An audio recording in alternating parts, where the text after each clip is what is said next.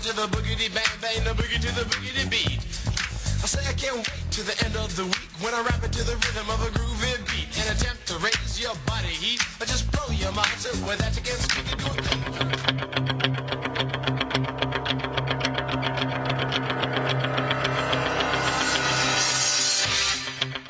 Hi everyone out there, I am Sundowns, your sports guru. Catch me live every Saturday morning from 11 a.m. till 1 p.m. only on Nirvana World FM. Your beat, your music. Danko.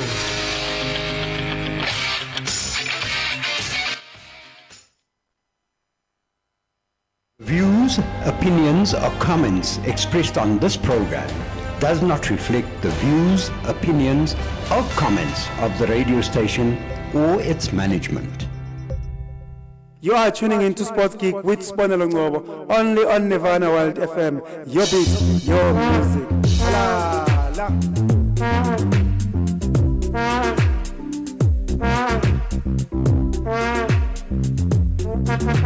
Gypsy, roba, roba.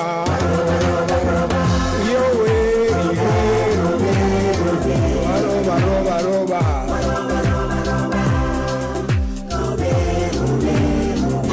Roba, roba, roba, yo way, roba, roba, roba,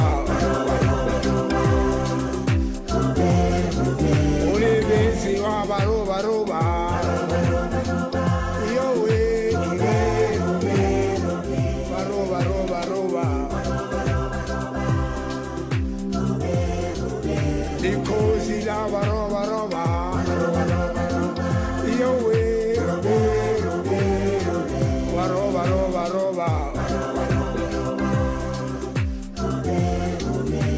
Gypsy, roba, roba. Yo way, roba, roba, roba.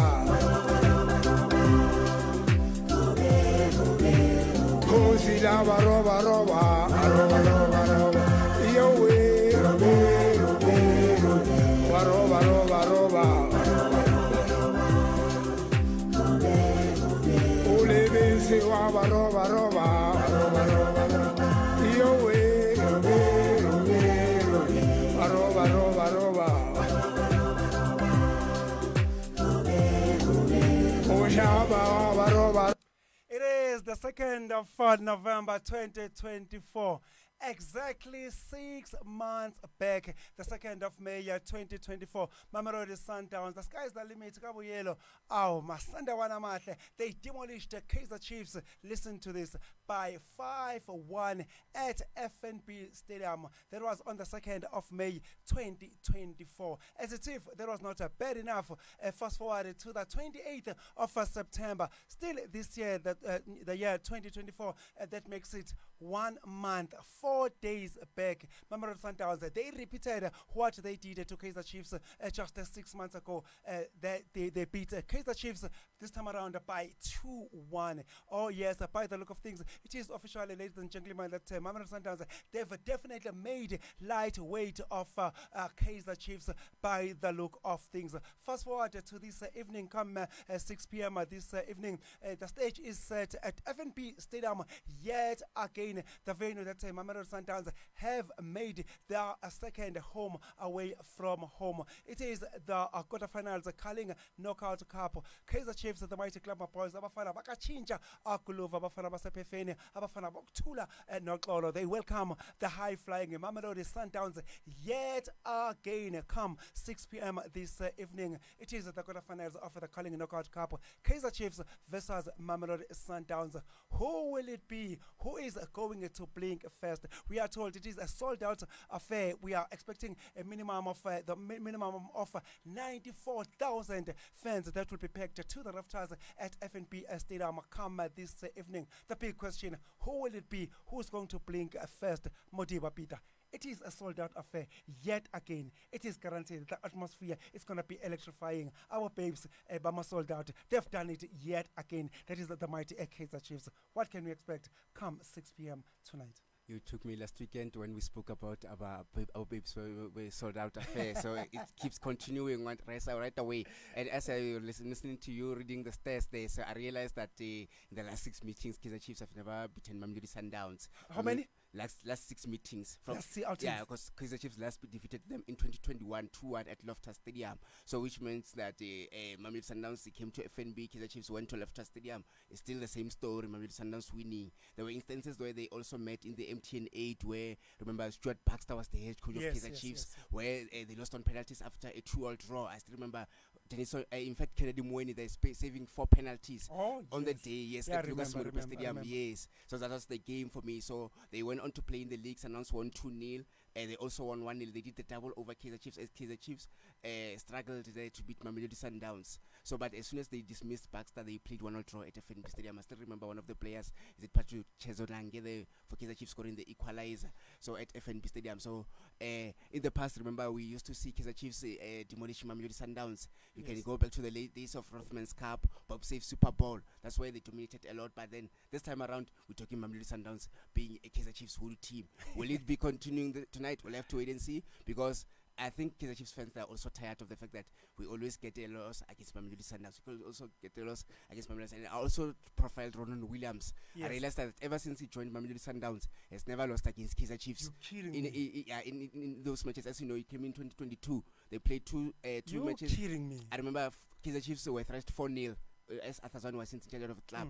He was in goals. He also saved Kamabilia's penalty. Mamelodi Sundowns won 1-0 as well. Last season, we took it the same story. In the first game, Kaiser Chiefs lost 2-1 at Lucas Moripe. They also met in the MTN 8. Remember that 2-1, controversially though. So he also was in goals. They also played 1-1 draw in the first leg, where I still remember Castillo scoring with a header. You can see that Ronan Williams has a stunning record. But when they lost 5-1, it wasn't Williams in goals, it was Dennis Onyango. So this time around, he was in goals. Mamelodi Sundowns won 2-1, and he was the man of the match. So you can see that he's got something against Kaiser Chiefs. So looking also into Lucas Ribeiro Costa, he's also scored against Mamelodi Sundowns. Remember when he came in last season, when Mamelodi Sundowns won 2-1 at Lucas Moripe, where Brandon Peterson made an error, he scored the opener. So also as well, when they won 5-1, he also scored at FNB Stadium. This current season, when the Sundowns won 2-1, he also scored the equalizer. You can see that he's got something in the last 3 meetings against Kaiser Chiefs. Out of 5, he's just scored against Kaiser Chiefs. So it looks interesting for me. So let's wait and see if they will be able to break that hoodoo at Kaiser Chiefs, but it's not going to be easy, because they are also under pressure from the sporting director Vlemingbeck and Mamelodi Sundowns, of the fact that he stated that as a head coach of Mamelodi Sundowns, from the 3 trophies offered locally, domestically at home, you need to win 2 out of 3, and also a league title as well as CAF Champions League. So already they've lost the MTN 8, so which makes things very interesting, and a bit of a pressure, because as we're still going to talk PSL during Betway Premiership during the football. So Mamelodi Sundowns, they also suffered a loss, which is unlike them, where at home, away from home, where we usually see them losing towards the end of the season, but that created a bit of a pressure. But although they won midweek, it was a wake-up call. Let's see going forward. 94,000 fans are expected to pack FNB Stadium to the rafters. How much do you think the fully packed FNB Stadium will have the impact on the game itself, on the performance of the guys, the stage fright and everything? How much do you think the fully packed 94,000 fans will affect the game itself? I think it's also going to be determined by the referee on the day. I think the referee will be crucial, of the fact that whichever dubious decisions that he makes, I think he will temper with the angers from the fans, because fans are always emotional, so they want victories, they want results. So I think as we've seen with Kumbusa Kasa in the previous match, he was also the man in the middle, and some of the Kaiser Chiefs fans were not happy. But as we reflected back to the game, we realized that some of the decisions were spot on. Although I'm still suspicious of the Kaiser Chiefs equalizer, that at least it could have been both ways, but the referee decided to adjudge that particular incident a free kick. But I'm also observing, as Will Tebogo start, as you know, there's been rumors that he's having some misunderstanding with Coach Mangoba Mngiti, so which makes it very interesting. Oh yes, that makes it a very interesting indeed. Just considering the venue in question, that is the FNP Stadium. We remember that Mamelodi Sundowns, the last time they lost the match at FNP Stadium, listen to this, was way back in 2017. Pitso Mosomana was still at the helm of the mighty Brazilian. That was the last time Mamelodi Sundowns lost a match at FNP Stadium. That's why I said that of late, Mamelodi Sundowns, they've made a FNP Stadium their second home away from home. Can Mamelodi Sundowns go on and lose the match come tonight? Hey, it's a tricky question because Kaiser Chiefs as well, they've got hunger. Both sides for me, they're under pressure. Kaiser Chiefs 10 years of drought without a cup. Yes. As you spoke about them last losing a match at FNB Stadium 2-1. I remember an on goal from Bangali Somahoro. Kennedy Moise was in goals there. So Bennett Parker scoring the equalizer for Kaiser Chiefs in that season there. So where Steve Compella was in charge of the club, and currently the very same Steve Compella will be playing against his former team Kaiser Chiefs, as he is the senior coach of Mamelodi Sundowns, which makes it interesting. So they're also under pressure of the fact that last season they didn't win any trophy despite the AFL as well as the Betway Premiership, which was still called DSTV Premiership. So Flemingbeck is putting them under pressure. He wants a trophy. Kaiser Chiefs on the other side, 10 years drought. They must impress the fans.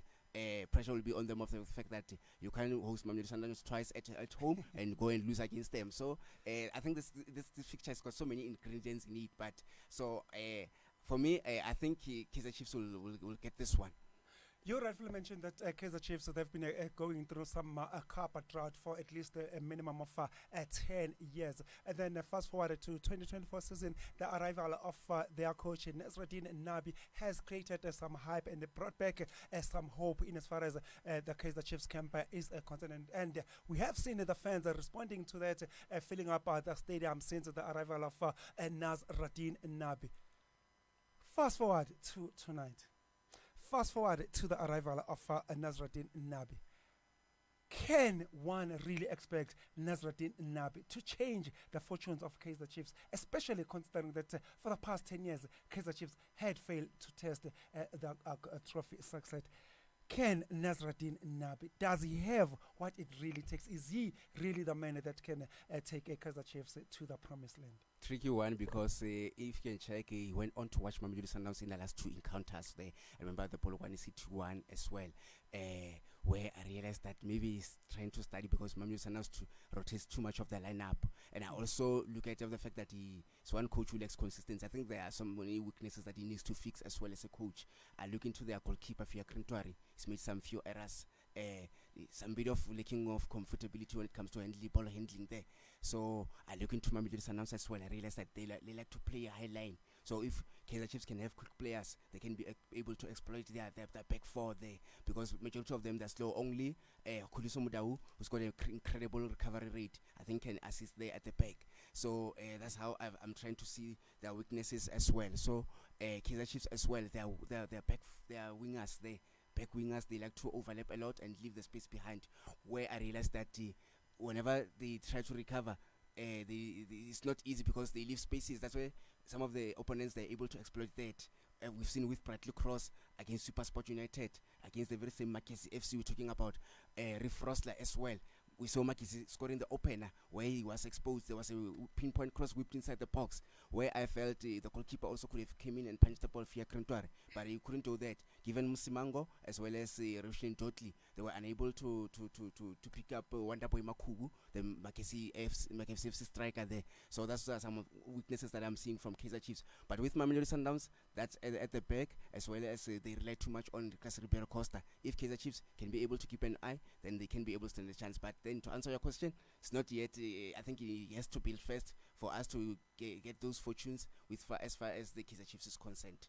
With the Mamelodi Sundowns having dominated the Kaiser Chiefs so much of late, do you really think Kaiser Chiefs players mentally, are they fit? Are they ready? Do they believe? Do they have the belief that they do have what it takes to beat Mamelodi Sundowns? Or is it some kind of foregone conclusion that Waitaging Sundowns are Mamola?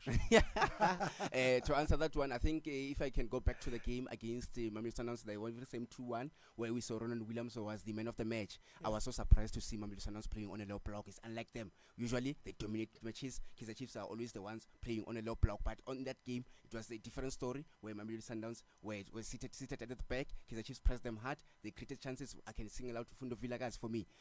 Castillo unfortunately won't be part of the this particular encounter because of that horrible injury he got against SuperSport United. So I realized that they are able to penetrate Mamelodi Sundowns. They did everything right for me. So it's just that Ron Williams on the day had other ideas. As you know, he was supposed to be the Ballon d'Or winner, but it wasn't the case. Had luck to him, but I think it's going to be a key role even this wonderful evening in this match. So let's see if Kaiser Chiefs can display the same performance they displayed in that 2-1 loss. I think they can get something. As you know, some of the coaches will always be like, "Oh, we ran out of time." So it might have been the case with Kaiser Chiefs of the fact that they ran out of time as well. Ran out of time, but the rules are there for everyone. Everyone knows very well that the game is scheduled to play 90 minutes, and then you come end of the game that we ran out of time. Seriously? Personally, I started hearing that excuse way back when Rulani Mukwena was the coach of Orlando Pirates when they lost the Soweto Derby to Kaiser Chiefs, that we ran out of time. Really? But you got the memo that the game will play 90 minutes. In fact, it's 90 minutes as well. And by the way, Kaiser Chiefs did double over him during that time. Yes, the Telecom knockout on penalties, and also that 3-2, which the referee in that game at 10 minutes, I still remember so well, where Eric Mato was red carded. So please don't come to us with that excuse of saying that you ran out of time. You got the memo. You knew very well. Everybody knows that a football game plays in 90 minutes. So please save that excuse for yourself. And then you did mention that MTN 8 is already out of the window. Come tonight, it is the Kalinga Cup. Anyone that will lose tonight, both of these teams, Kaiser Chiefs rather, and the Mamelodi Sundowns, they would have lost already MTN 8 and the Kalinga Knockout Cup. So surely it goes without saying that the pressure will start mounting on whoever that go on to lose come tonight. So with that on the mind, considering that, like you said, Mamelodi Sundowns technical director, that is a Fleming Beck, made it clear that they won the league and at least 2 domestic cups. On the other side, Kaiser Chiefs, the last time they won the trophy was 10 years back. So surely they definitely, they're desperate for the trophy. So should any of these teams lose tonight, is it too early to start for any of the coaches, Nazruddin Nabi or Manqoba Mngqithi, to start thinking that one of them might just be shown the door? Or is it too early days? Chances are there as well. If you can check, also Manqoba Mngqithi, as rightfully said, he lost last weekend against Polokwane City. Yes. Mamelodi announced we're not happy. We're very unhappy of the fact that they didn't just lose; they lost the game without taking even one shot. On target, definitely yes. So that's why I was so surprised. They just couldn't play for me in the absence of Lucas Ribeiro Costa and the injured Themba Zwane. That's why I couldn't understand Mamelodi Sundowns. So in the absence of Ronan Williams as well. So but Johnny Sonyango in that game, they did so well, denying the likes of Tabang Matuludi, who was the man of the match for Polokwane City for me. So but then they will be under pressure because one trophy will be remaining, which is Nedbank Cup. So they also won CAF Champions League. So you can't just win the league, but you forget others. And you can see that currently Orlando Pirates are exerting pressure of the fact that they're leading the log with 3 points against the very same Mamelodi Sundowns. You look at on the other side, Nazruddin Nabi. So because of his displaying good football, I think Kaiser Chiefs fans, they'll give him the benefit of the doubt. But as time goes, if it doesn't get enough results, they'll start being impatient. But I was so impressed during the week where they came back from 2-0 down. But although I still think at the back they look suspect for me. Still with this evening's game, tell us which players to look forward to, starting with the home side, Kaiser Chiefs, and then tell us from the Bafana Bastali, Mamelodi Sundowns, that which players do you think they will definitely be the impact players come this evening? I look at Inacio Miguel, the return of Inacio Miguel. As you know, it comes from suspension for yellow cards there. So he picked up his second in the last game where they lost there against SuperSport United. So this time around, I think he's going to add value. He's got leadership qualities, where I felt given Musimango was exposed at some point against Makesi. So also they must fix their left back there. So Bradley Cross needs to come to the party more, because failure to do that, Mamelodi Sundowns will be able to exploit that and will be able to expose Kaiser Chiefs. I look at Mdusis Shabalala. I think for me, it's done well for me, scoring a brace midweek and also scoring the equalizer, where if you can go back to the game against Marumo Kalens, he scored some quality goals for me, especially the second goal. I like the technique that he used inside the box. That's where people are still saying, is he number 10? Is he a creative player? So many questions there being asked. So this is a player who's going to play a key role with the likes of Mfundo Villagazi. So I'm thinking Mfundo Villagazi might come in as a sub, but I'm looking also at Gaston Serino. What a player for me. What's a revelation of late? late? Revelation of late. There's something Kaiser Chiefs have been missing. So whenever he comes there, he came in as a sub, he created the second goal, the equalizer, by the way, and Kaiser Chiefs were under pressure. You go to Mamelodi Sundowns, the very same Serino will want to prove a point against their former team. I think they'll want to keep an eye on him. So you look at Lucas Ribeiro Costa, like we spoke, Ronan Williams for me, very, very, very marvel to watch there, especially in games of this high magnitude, as he's got experience from also in Africa for Bafana Bafana International. He's done well for me. So at the back, they still have the likes of Musa Libuso, Kuliso Modao. They'll play a key role as well. You look at in the middle of the park, there's a player who's going to say a good pass off the ball for me, Rivaldo Kutsie. So will play a key role for Mamelodi Sundowns. So hence I've asked that, will he be able to start Tabo Mokoena? I'll have to wait and see, because I think the game of this match needs his services as well. So yeah, it's an interesting game for me. I can't wait for 6 o'clock. It's an interesting game indeed. Come 6 o'clock this evening. The venue is the FNP Stadium. The event is the quarterfinals, the Carling Knockout Cup. Kaiser Chiefs, they host the high-flying Mamelodi Sundowns. The sky is the limit. Kabuyelo Masandawana. Omakapuna Agusale. Lapan still with that game. You did mention that you expect Kaiser Chiefs. You will prefer if Kaiser Chiefs rather they were to field speedy players which will catch Mamelodi Sundowns back four on their back foot. You went on and mentioned that only Kuliso Modao has got a pace in that Mamelodi Sundowns defense. So, looking from a Kaiser Chiefs perspective, which player do you think maybe might be some kind of a nightmare in as far as Kaiser Chiefs, Mamelodi Sundowns defense rather is concerned? I'll start with Mfundo Villagazi as well. He's got pace. He's able to take on players. He's already very comfortable on the ball, so he's able to unleash rockets where possible. Another player that comes to mind, but I'm still concerned about his level of fitness, is Ashley Dupree. Yes. So every time he came in as a sub, I haven't seen any impact from him.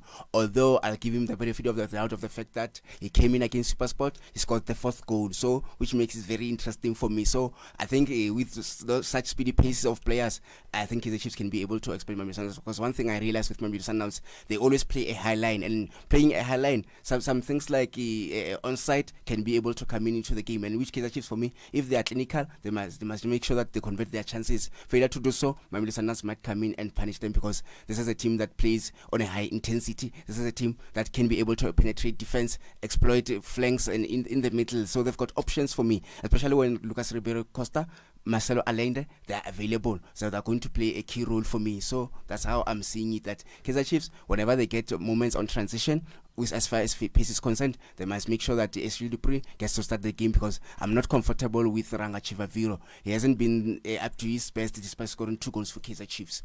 Oh yes, that was going to be my next question about the performance of Chivaviro.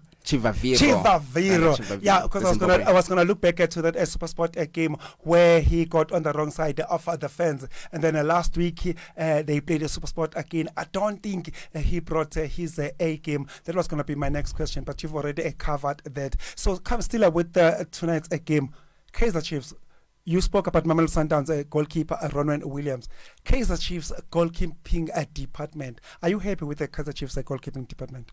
I've watched him, but I haven't been impressed for me, especially if you're Kurintwari. This is a player, he's a former TS Galaxy. He comes from Rwanda. He's the current first choice of Rwanda International. So going forward, I think he needs to work on his basics, because there are instances where there's some bit of goosebumps ball handling, which poses so many question marks. I watched him against Marumo Callens. He's unable to handle the ball. Sometimes he punches the ball unnecessary. So against SuperSport, there was a header that was playing, almost coming in within his legs. So I was questioning that. Midweek, he was beaten on his near post after organizing a wall, which poses so many question marks about him. So that's where I realized maybe Kaiser Chiefs, they might need Bruce Vuma or Brendan Peterson. But with Bruce Vuma, he was conceded 5 goals in the last meetings against Mamelodi Sundowns. So Peterson, yes, of the fact that he dished out man of the match, but he made a blunder when Neomayema scored the winner when Sundowns won 2-1 last season. And later on as well, in the second leg of the MTN 8, remember Peter Sharilile when he stole the ball and put the ball in the back of the net because of his mistake, because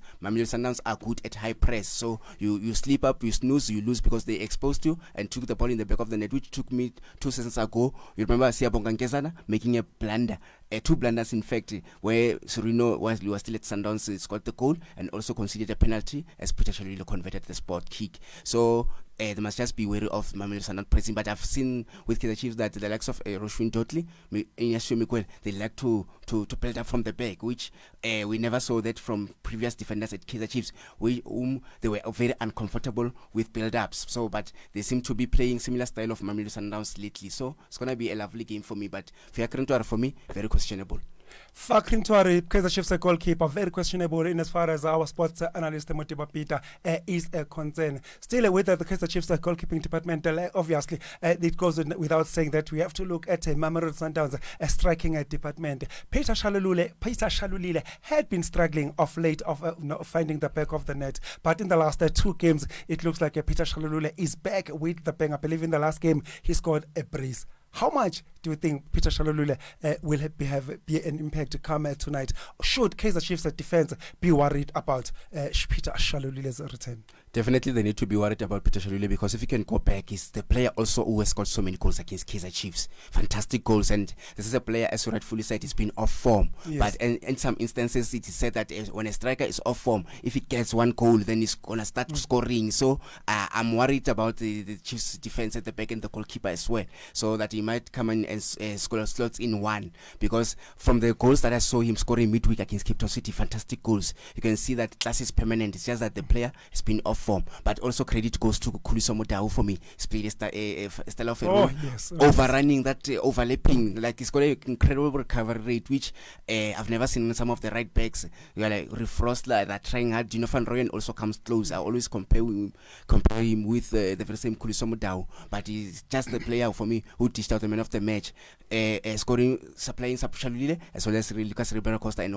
both of them, they scored fantastic goals. They also avenged the very same score from Cape Town City, whom they remember they spoiled the indivisible record which Mamelodi Sundowns were intending to make. So, but for me, he will be a key. I think for me, because of the previous encounters when Sundowns played Kaiser Chiefs, he scored in those encounters as well. Oh yes, it is going to be a cracker indeed. Surely Kaiser Chiefs defenders, they should definitely be aware of Peter Shalulile. By the look of things, it looks like he has brought along his scoring boots. So Kaiser Chiefs goalkeeper Fakrin Tware, surely he should definitely concentrate the whole 90 minutes, and hoping for a change that Kaiser Chiefs, they will eventually keep the clean sheet, which they had been struggling to keep off late. So clean sheets for Kaiser Chiefs will definitely be very of utmost importance. Still with tonight's game, just give us your predictions. Whom do you tip to run away with it, and why? I think for me, Kaiser Chiefs, maybe during extra time, I think that's where they can still a winner, because I think Ronan Williams will definitely be key. As I've said it, that he has never lost a match against Kaiser Chiefs in cup games and league games since joining Mamelodi Sundowns. That's where I think Kaiser Chiefs, they must just turn that hoodoo thing into a sweet revenge. So the standard chance for me, Kaiser Chiefs will win by 2-1.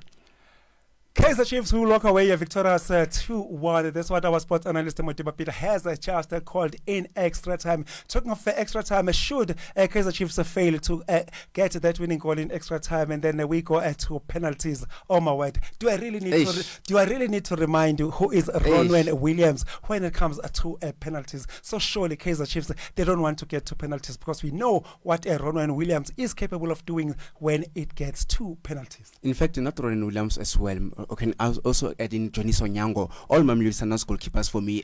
Also Kennedy Mweni, while he was still a goalkeeper as well. Remember, Denis Onyango in the 1980 saved 5 penalties for them to be crowned champions after a very long time, because they've always struggled in the 1980. Kennedy Mweni saved 4 penalties against the same Kaiser Chiefs. Ronald Williams, we've seen him internationally at home as well for Mamelodi Sundowns. It's always been a revelation. I've watched him also when Sundowns won against Tuks in the Nedbank Cup last 32 last season. So this is a player whom Kaiser Chiefs, they must make sure that if the game goes to penalties, maybe they might have practiced the penalties midweek, but it's not going to be easy to face Ronald Williams, because he's just making penalties look simple for me.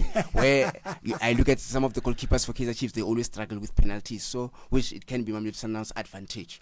Oh yes, so by the look of things, you say Kaiser Chiefs, they definitely have to try and wrap the game within a regular time. A failure to do so, they have to ensure that they do it within 120 minutes.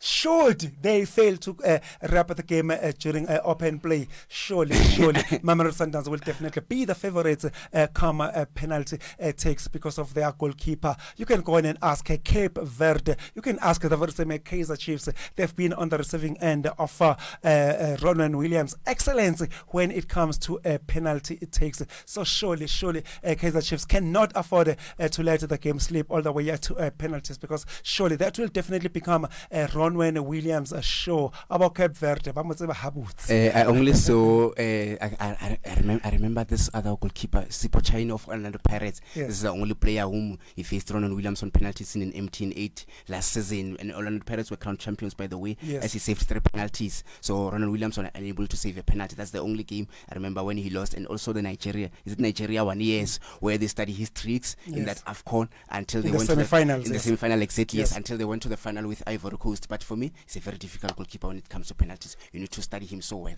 So the final rate from you, the winner tonight. Kaiser Chiefs will progress to the semi-finals. Kaiser Chiefs will progress to the semi-final. They will emerge victorious come tonight. That's what our sports analyst Modiba Peter has just called.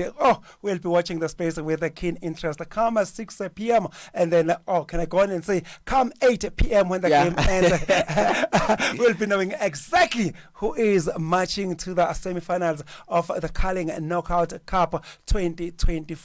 All will be revealed. All the best of luck between the Soweto Giants, Kaiser Chiefs, Bafana Boktula Nokola, Esgachincha Kulova, the mighty Glamour Boys, Lapana Bafana Boktula and Nokolo, as they lock horns with the high flying Mamelodi Sundowns. The sky is the limit. Omakapuna Agusale of the mighty Brazilian. Who will it be? May the best team win. Come tonight. Indeed, and to the fans, please, I'm a humble appeal, come to the stadium on time. Punctuality is very important, because I realized that there's too many delays. Even in the previous game against Supersport, when Kaiser Chiefs hosted Supersport at Peter Mokaba, the fans were late. In the game also, the very same first round of the match between Mamelodi Sundowns and Kaiser Chiefs, the fans were late. So lack of punctuality has been a problem. So to the fans out there, my humble appeal, let's make sure that come 90 minutes, whoever wins the match is the winner. So avoid also throwing missiles inside the pitch, because especially on the side of Kaiser Chiefs, that's where some bit of pinning as far as finances are concerned affects the team. So Kaiser Chiefs fans, if you lose this tonight, accept defeat. As a Kaiser Chiefs fan, as you know, the slogan is love and peace. So the Mamelodi Sundowns, Minona Pezulu, as you know, if you lose this match, I know it will be a bitter pill to swallow, like we saw last weekend when Polokwane City shocked Mamelodi Sundowns as well. But what I like, they never threw anything inside the pitch at the old Peter Mokaba. So to the fans out there, make sure that you behave yourself. You come to the stadium early, and to the referee as well. Come to the party. No dubious decisions, diabolic decisions. We want inside the pitch. So we must make sure that you are 100% up to standard. Oh yes, let's hope that the man in the middle, that is the referee, will definitely won't have any negative impact on the game itself. Just allow the game to flow. Make the right decision. Do not influence the game. Let the best team win. Come tonight. Kaiser Chiefs versus Mamelodi Sundowns. The stage is set. Minimum 94,000 fans will pack FNB Stadium. Come tonight.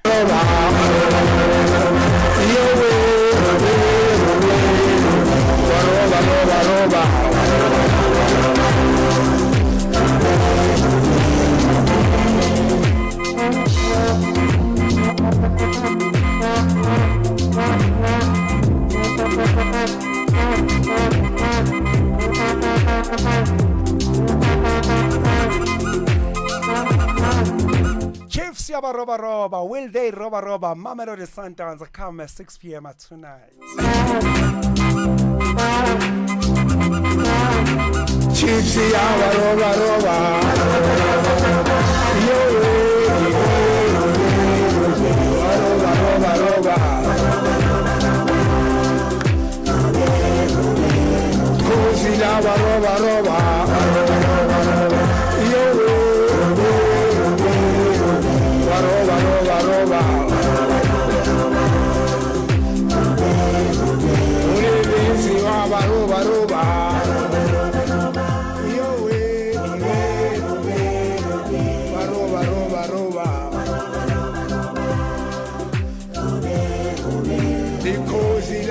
roba, roba.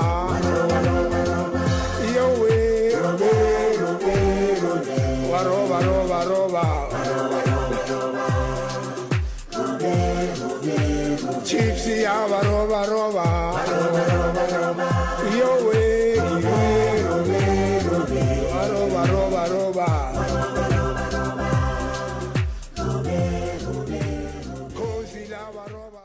Oh, Chiefs, yaba roba roba. Will, the big question is, will they roba roba? Mamelodi Sundowns come tonight for the fear of being taken out of context, for the fear of being blamed for being a bias, for being pro Kaiser Chiefs. I think it is best that we play Mamelodi Sundowns song as well, because we've already played one for Kaiser Chiefs. Yeah. Before we even know it, the fans will be out in numbers paying for our blood, saying that, oh, Sponelo, Nomotiva, they are pro Kaiser Chiefs. They only play Kaiser Chiefs a song. There is Mamelodi Sundowns a song before Mamelodi Sundowns fans see red.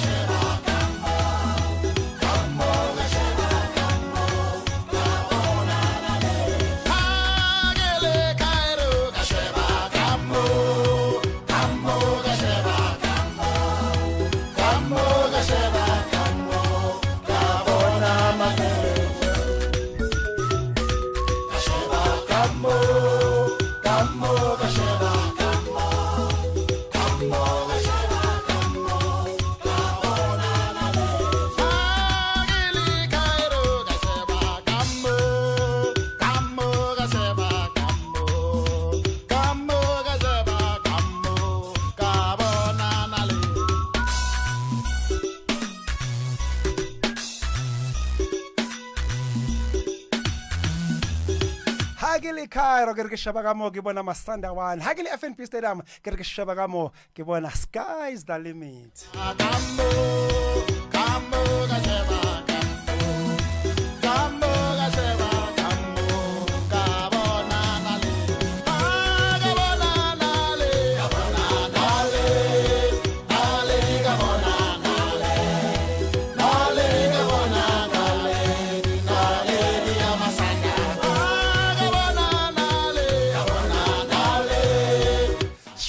Makosi Shapa, Shapa, Masandawane Shapa. Who will it be? May the best team win come at this evening. It is the quarterfinals. Calling Knockout Cup. Kaiser Chiefs, they host the high-flying Mamelodi Sundowns. Kabu Yelo Masandawane.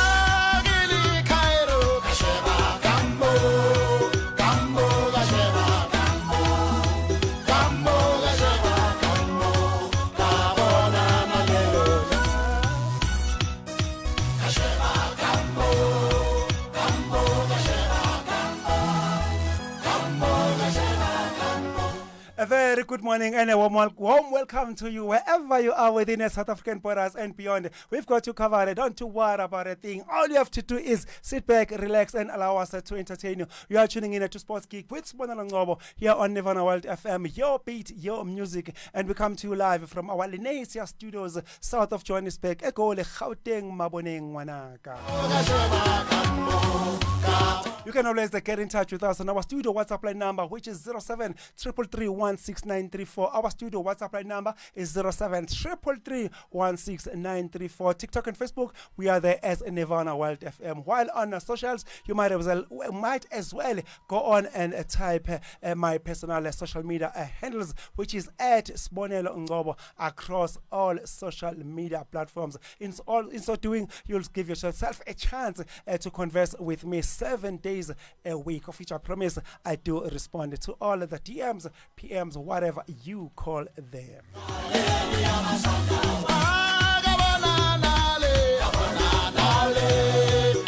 Oh yes, so we are together from now 11 a.m. till 1 p.m. Not that I'm complaining, I just love the sound of it. Hoping the feeling is mutual. Or that's how they roll in the township.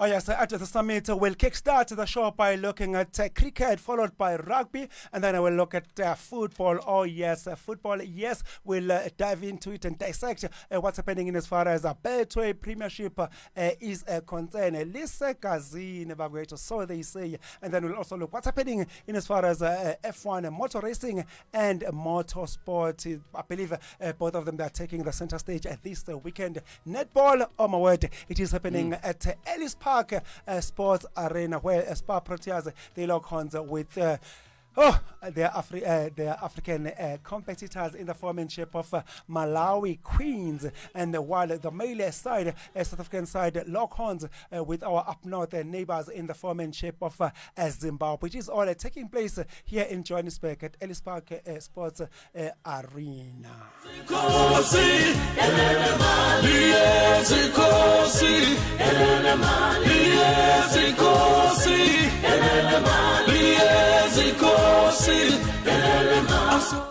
As always, I'm not flying solo. I've got my partner in crime in the foremanship of Modiba Peter. Modiba, good morning and an official warm welcome to the show once again. Let me greet you, and also a palette behind the scenes as well, and our lovely viewers and listeners as well out there. It's good to be here. As you know, we are dishing out in style. So just sit back, relax. We've got you covered, and yeah, a lot has been taking place and throughout the week, and also this coming weekend. Sit down, relax. We'll dissect everything as they transpire as well. Oh yes, sit back and relax. We've got you covered. No makanja.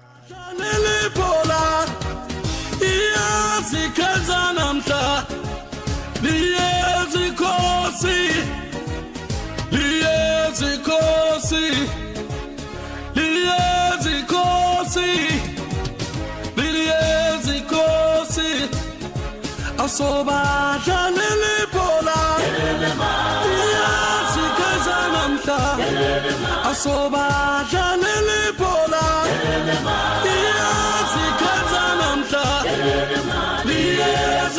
Liezi kosi Liezi kosi Liezi kosi Liezi kosi Asoba janele pola Liezi kazanamta Asoba janele pola Liezi kazanamta Liezi kosi Liezi kosi Liezi kosi Liezi kosi.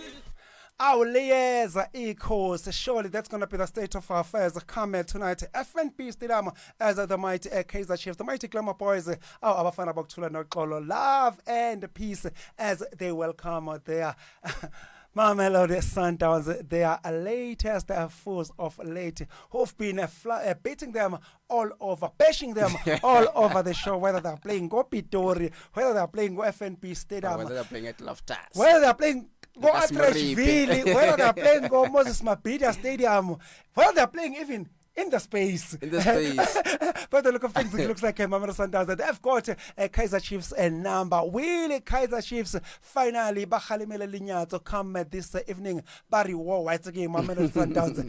Briga, Ima, Whoa.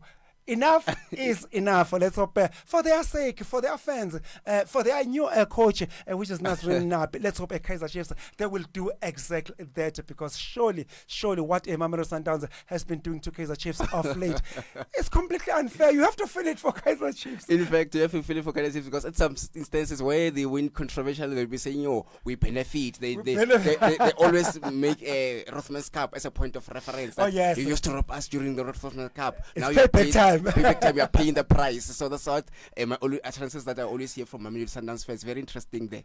Very interesting indeed. So we hope the referee will not influence the game. We hope the best team will win tonight. We hope the fans will definitely behave come tonight. True. Regardless of whom is losing. We do not want to experience any team throwing missiles on the field of play. The fans, they bring their families, their kids, so the kids made the most definitely feel safe at the stadium. So please make the stadium a safe environment, especially considering that we're talking minimum 94,000 fans that will pack FNB Stadium come at 6 p.m. Tonight. So we cannot afford any chaos. Just minor chaos might end up in catastrophic situations. So definitely we are praying and pleading with the fans. Please bring your best behavior forward.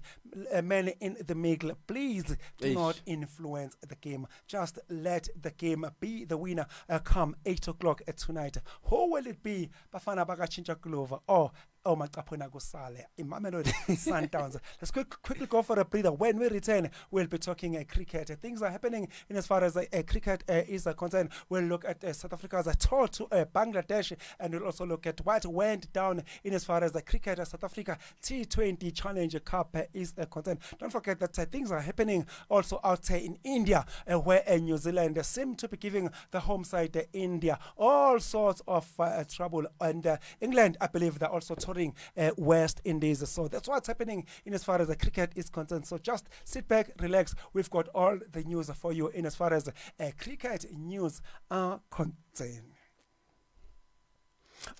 Welcome. This is your favorite station. Stay tuned.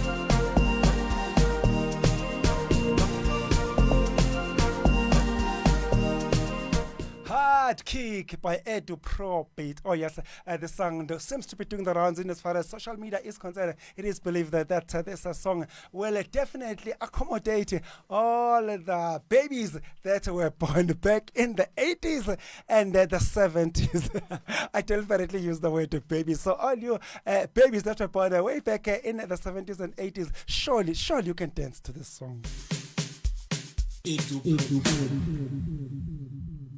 How difficult can it be? So come this December. So if you were born in December and in the 70s and the 80s, surely we are expecting you to join the dancing cycle come this December, because surely by the look of things it looks like this song might just be one of the songs that will dominate our December holidays. So make that cycle bigger.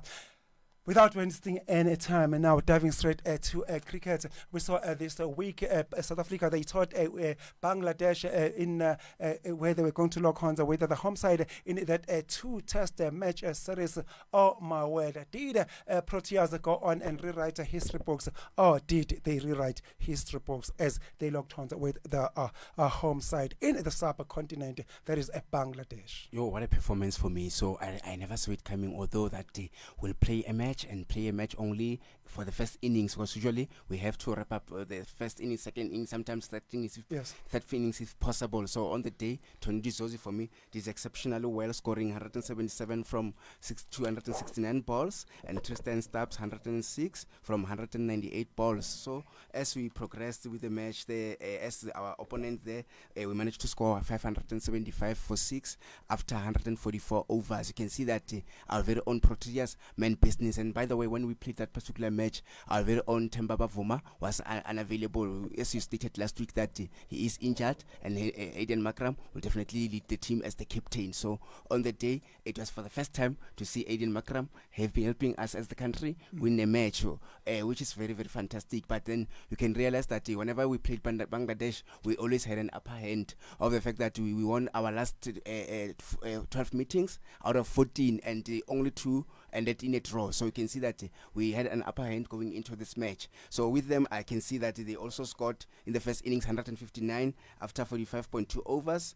Or whether some of the tryers, Manimul Hagogi, they scored 82 runs from 112, and also Taijul Islam scoring 30 runs from 95. You can see that it wasn't enough, so they struggled with the catch up of the particular run that we made, 575 for 6. So they needed to make sure that they come and up their tempo in the second innings. And guess what? In the second innings, they tried their best, where they scored 143 after 43.4 overs. You can see that this was still enough already. We had innings as well as 273 runs to win the match. That was an emphatic win for us, and it's a history in the making of the fact that in the past we just, especially when it comes to wickets, I think I'll also give credit to Kagiso Rabada, having scrapped 5 wickets. And as we spoke last week on the show that he had 300 wickets, this time around is 305. You can see the player mean business for me. The player mean business for the country at large, for the Proteas teammates, as they stated to one of the Sean Pollock when I listened to him last week. He just stated him as a special player,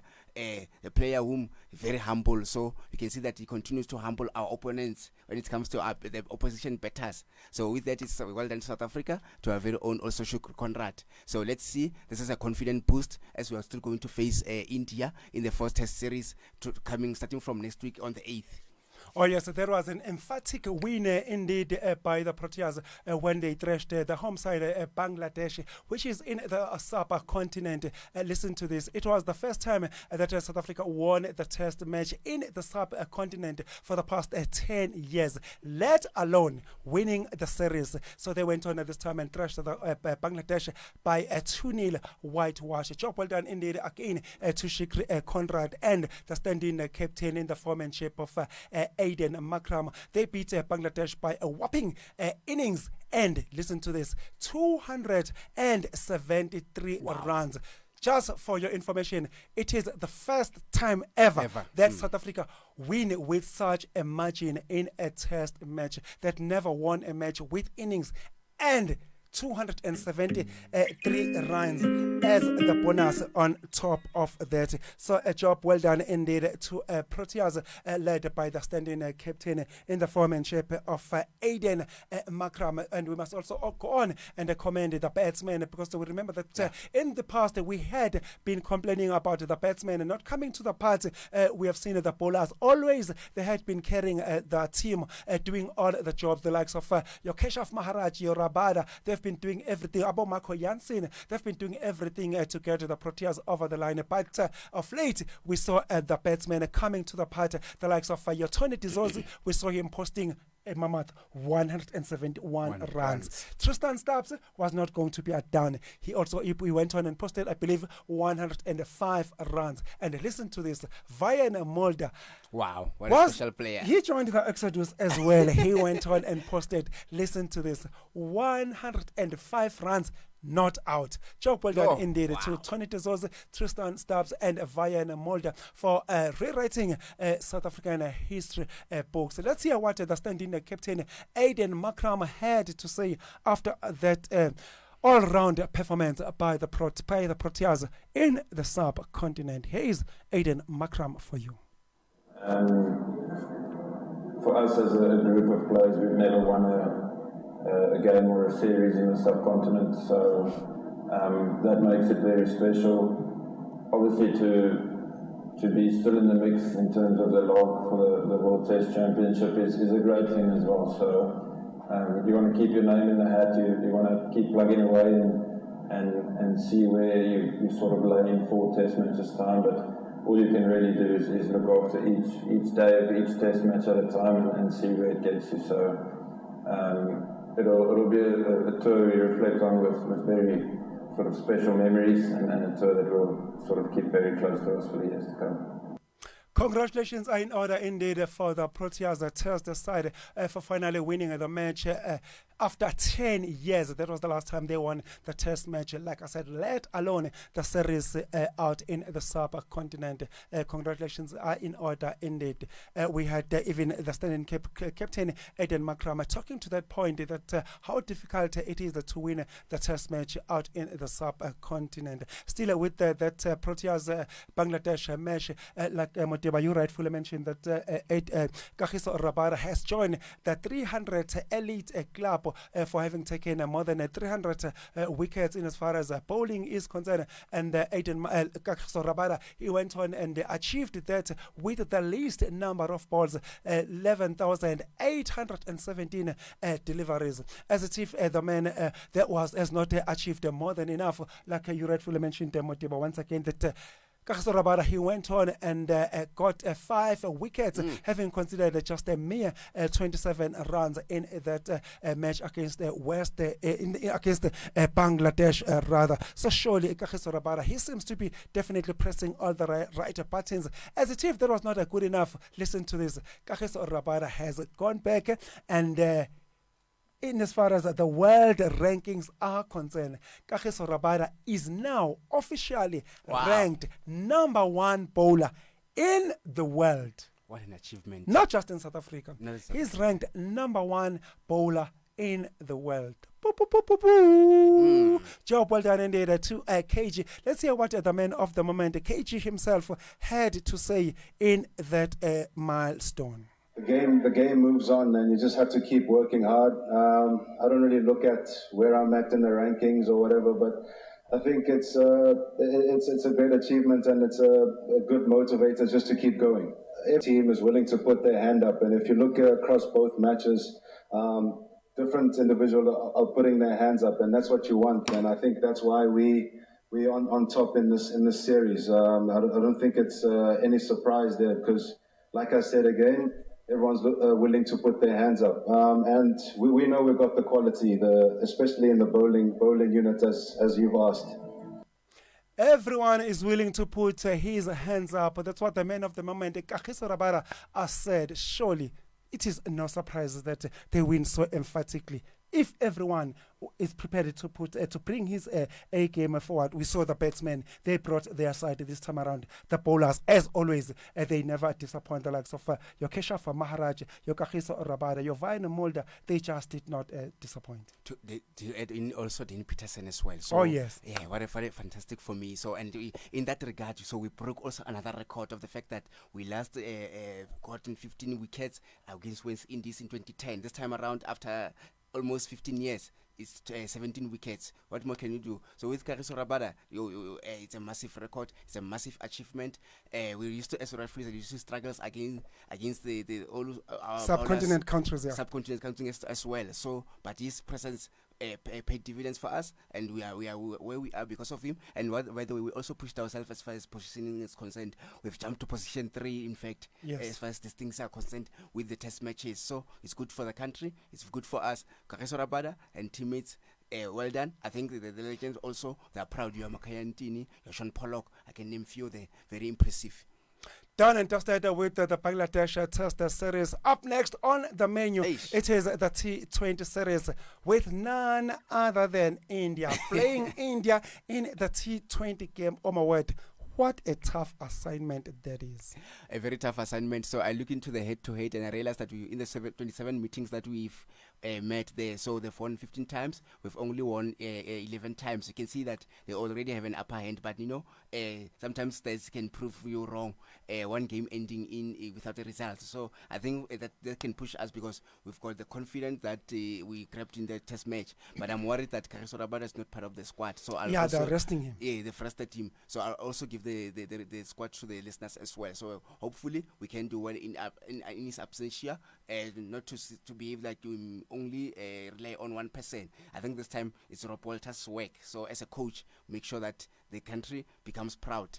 From the 8th up until the 15th, if I'm not mistaken, that's where the 4th series will take place in different venues. I can count the Centurion Park, also Kingsmead, as well as Wanderers Stadium. So with the players that have been called, we've got the likes of Tristan Steps, there's Othniel Partman. There are a few changes if one may look into the lineup as well. We've got the Gerald Gutierrez, Donovan Ferreira, new faces as well, Reza Hendricks, Marco Jansen, Henrik Kurte, Patrick Kruger, Keshaf Maharaj, David Miller, Michelle Mpongwana, Ngaba Peter, Ryan Rickelton, Andy Simelani, and also Lutosi Pamla. So those players will represent the country, and let's see some may call it accompanied by Team B players. Will they be able to do well against India? We'll wait and see. You have Virat Kohli and so ever. I think they'll want to up the tempo for the country, India. But I still think, judging from how we performed so well, in the absence of Kaiser Rabada, we can get something. But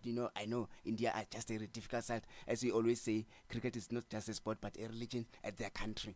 It is also interesting to see in that Proteas squad the return of the big hitters, the likes of your David Miller and Henrik Eklasen, whom we last saw donning the Proteas jersey on the 30th of June, if I'm not mistaken, in that T20 Cricket World Cup where South Africa lost to India. So needless to say, this is the repeat. Or it's going to be a grudge game in as far as Proteas are concerned, especially if one goes back to that T20 Cricket World Cup final, which South Africa lost. Indeed, which we lost. Where I remember we're doing so well, we're winning those wickets, but then where it matters most, we struggled, especially against the same India. I remember we were left with 9 balls. With 9 runs, with 2 balls left, I realized, we are out here. Game over. Definitely India will be crowned champions. And we were so confident because we did well. Just like our very own Proteas women when the how can I use this way, choke against the very same New Zealand the last week there. So I think we need to do well and make sure that we win the series. I think the third and the second and the third series will determine who actually will be the winner in this particular T20 International 4th series. Oh yes, it is going to be interesting indeed. India is invading South Africa. So please, if you are a cricket fan, you know exactly what to do. Put on your green and gold jersey. Go out there and support the Proteas. They definitely need you as they take on one of the very, very difficult sides in the world in as far as the cricket game is concerned. That is India for you, and especially considering that I believe the first game will take place down in KwaZulu-Natal in Durban Kingsmead Cricket Stadium. I must say I just do not like the idea of South Africa playing India down in Durban on two reasons. First one, when India play South Africa in Durban, they happen to get the more crowds than South Africa in Durban. You find that the Indian fans, they come out in numbers in their powder blue gears supporting India. So India, they just do not feel that they are playing away when they are playing South Africa down in Durban. So personally, I just don't like when South Africa play India down in Durban. And secondly, the pitch, the crease itself, the conditions in Durban, they suit India because they are a little bit have that element of a subcontinent pitch. So one way or another, India, when they play in Durban, they always feel like they are playing somewhere in Mumbai or Wankhede Stadium. They don't feel that they are playing away in South Africa. So it is going to be a tough one indeed. Let's hope South African fans, they'll come out in numbers and support the boys, push them to get over the line and get one over India down in Durban. So sure, but surely when we play them here in Highveld at Wanderers Stadium, Centurion, Icon, the pitches there, they definitely favor our pace and will definitely show India some flames. But the one in Durban, it is going to be a tough one indeed. Now, coming closer to home, Cricket South Africa T20 Challenger Cup, I believe the curtain eventually came down last weekend. Talk to us what went down in that part of the world. And the most question was, will DP World Lions be able to defend their title against the Titans? It seems like the answer was yes, because as you know, they were defending champions of this particular C20 T20 challenge there. So in that game where I saw them, they posted the 124 for 2 the Lions after 15.1 overs, and the Titans posted the 119 for 10 after 19.2 overs. You can see that it was just tight, but in the end, the Lions, the DP World champions, were the champions there on the day, winning by 8 wickets. And I tried to do some findings. I realized that they've got players like the likes of Reza Hendricks, Rasif van der Dussen. You remember Kwenama Parker, the player, the youngster. The future looks bright for me. So he did well in that game. He also grabbed a wicket as well. So I tried to also to look at the opposition, the Titans. They had the players with the likes of Henrik Klassen, Andilo Petlukwayo, and also Tabriz Shamsi. Those players also serve in the Proteas international team. So you can see that they brought a massive experience with their squad. So, but to the DP World Lions, it's congratulations to them. Let's see, there's a player called Lutosis Pamla there who managed to grab 4 wickets for the team there, for them to win by 119 runs. I should say for Titans to lose by 119 runs. This is a player who did the stops, Lutosi Pamla. So well done to him, well done to his team as well. So let's see come next season how they will fare, if they will be able to win for the third time, or other teams like your Titans will come back to the party as well. So it looks interesting so far as the DP World Lions managed to defend their title. Oh, congratulations are in order indeed to DPL Lions for defending their title in that final, which also served as the Yarkskate Derby as they locked horns with their across-town rivals in the form and shape of Titans. So by the look of things, it looks like Lions, they definitely have the Titans number. Let's quickly go for a breather. When we return, we'll be talking rugby. We'll be talking Vodacom United Rugby Championship, and also relook a little bit what's happening in as far as the autumn series is concerned.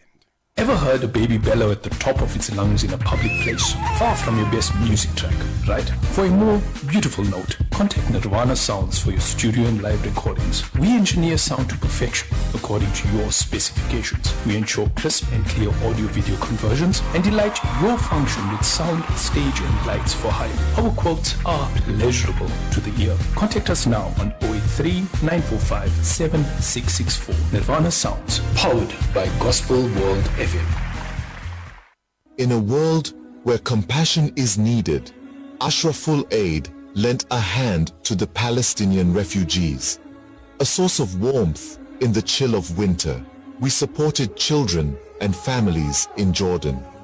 An indication to humanity's resilience and the power of unity.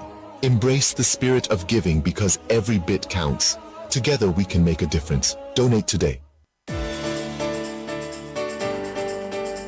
Getting your business seen online can be tricky and confusing.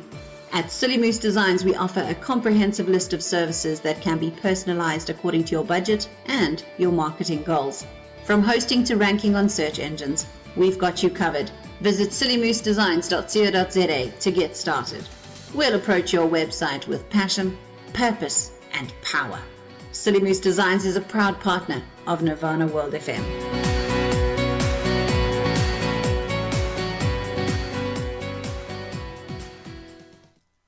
Time now is 12 minutes after 12 o'clock. Good afternoon and a warm welcome to the second and final hour of the show.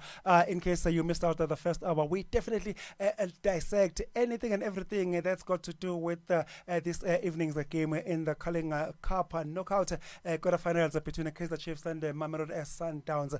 But now, without any further ado, let's dive straight to rugby. Starting with the Vodacom United Rugby Championship. I believe it went down last weekend. Let's look at the results and then this weekend's fixture. I remember last week we spoke about, is it the Sharks? Yes. Where he said they are under pressure, they need to win, and also they made sure that they brought in some of the players who are serving in the Springboks, Yes. and they came to the party. They did exceptionally well as they won by 31-10. We're still going to talk more. So it was so good to see them finally recording a victory there. So in some other results, we saw Thomas hosted the defending champions, Glasgow Warriors, and unfortunately they lost that game. Again. But the Thomas by 17-28. It seems like they continue to struggle. As you know, at some point they were hit basement of the log. So it's not looking good for the Praetorian side there. So, in fact, the Capetonian side. And also Ospreys winning 22-13 against Edinburgh. Then the Sharks, as I have first spoken, 41-24 against the Munster, the former champions as well, struggling there. Then the Leinster winning 24-26 against the Lions. Hey, this Munster, they mean business. They really recorded another victory. As you know, Jack van Nienaber is part of that particular squad, particular team as well. Hence, they are still unbeaten up to so far.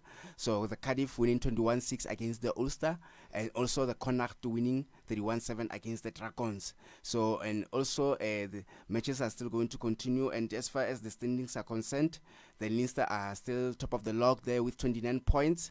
All the teams have played 6 matches. And then there's also Glasgow Warriors, the defending champions. They're trailing Leinster by 6 points, currently on 23 points. Then there's Vodacom Bulls at number 3 on 19 points. And there's Lions at number 4 on 18 points. There's Connacht at number 5 on 18 points. There's Scarlets at number 6 on 18 points as well, separated by the point difference as well.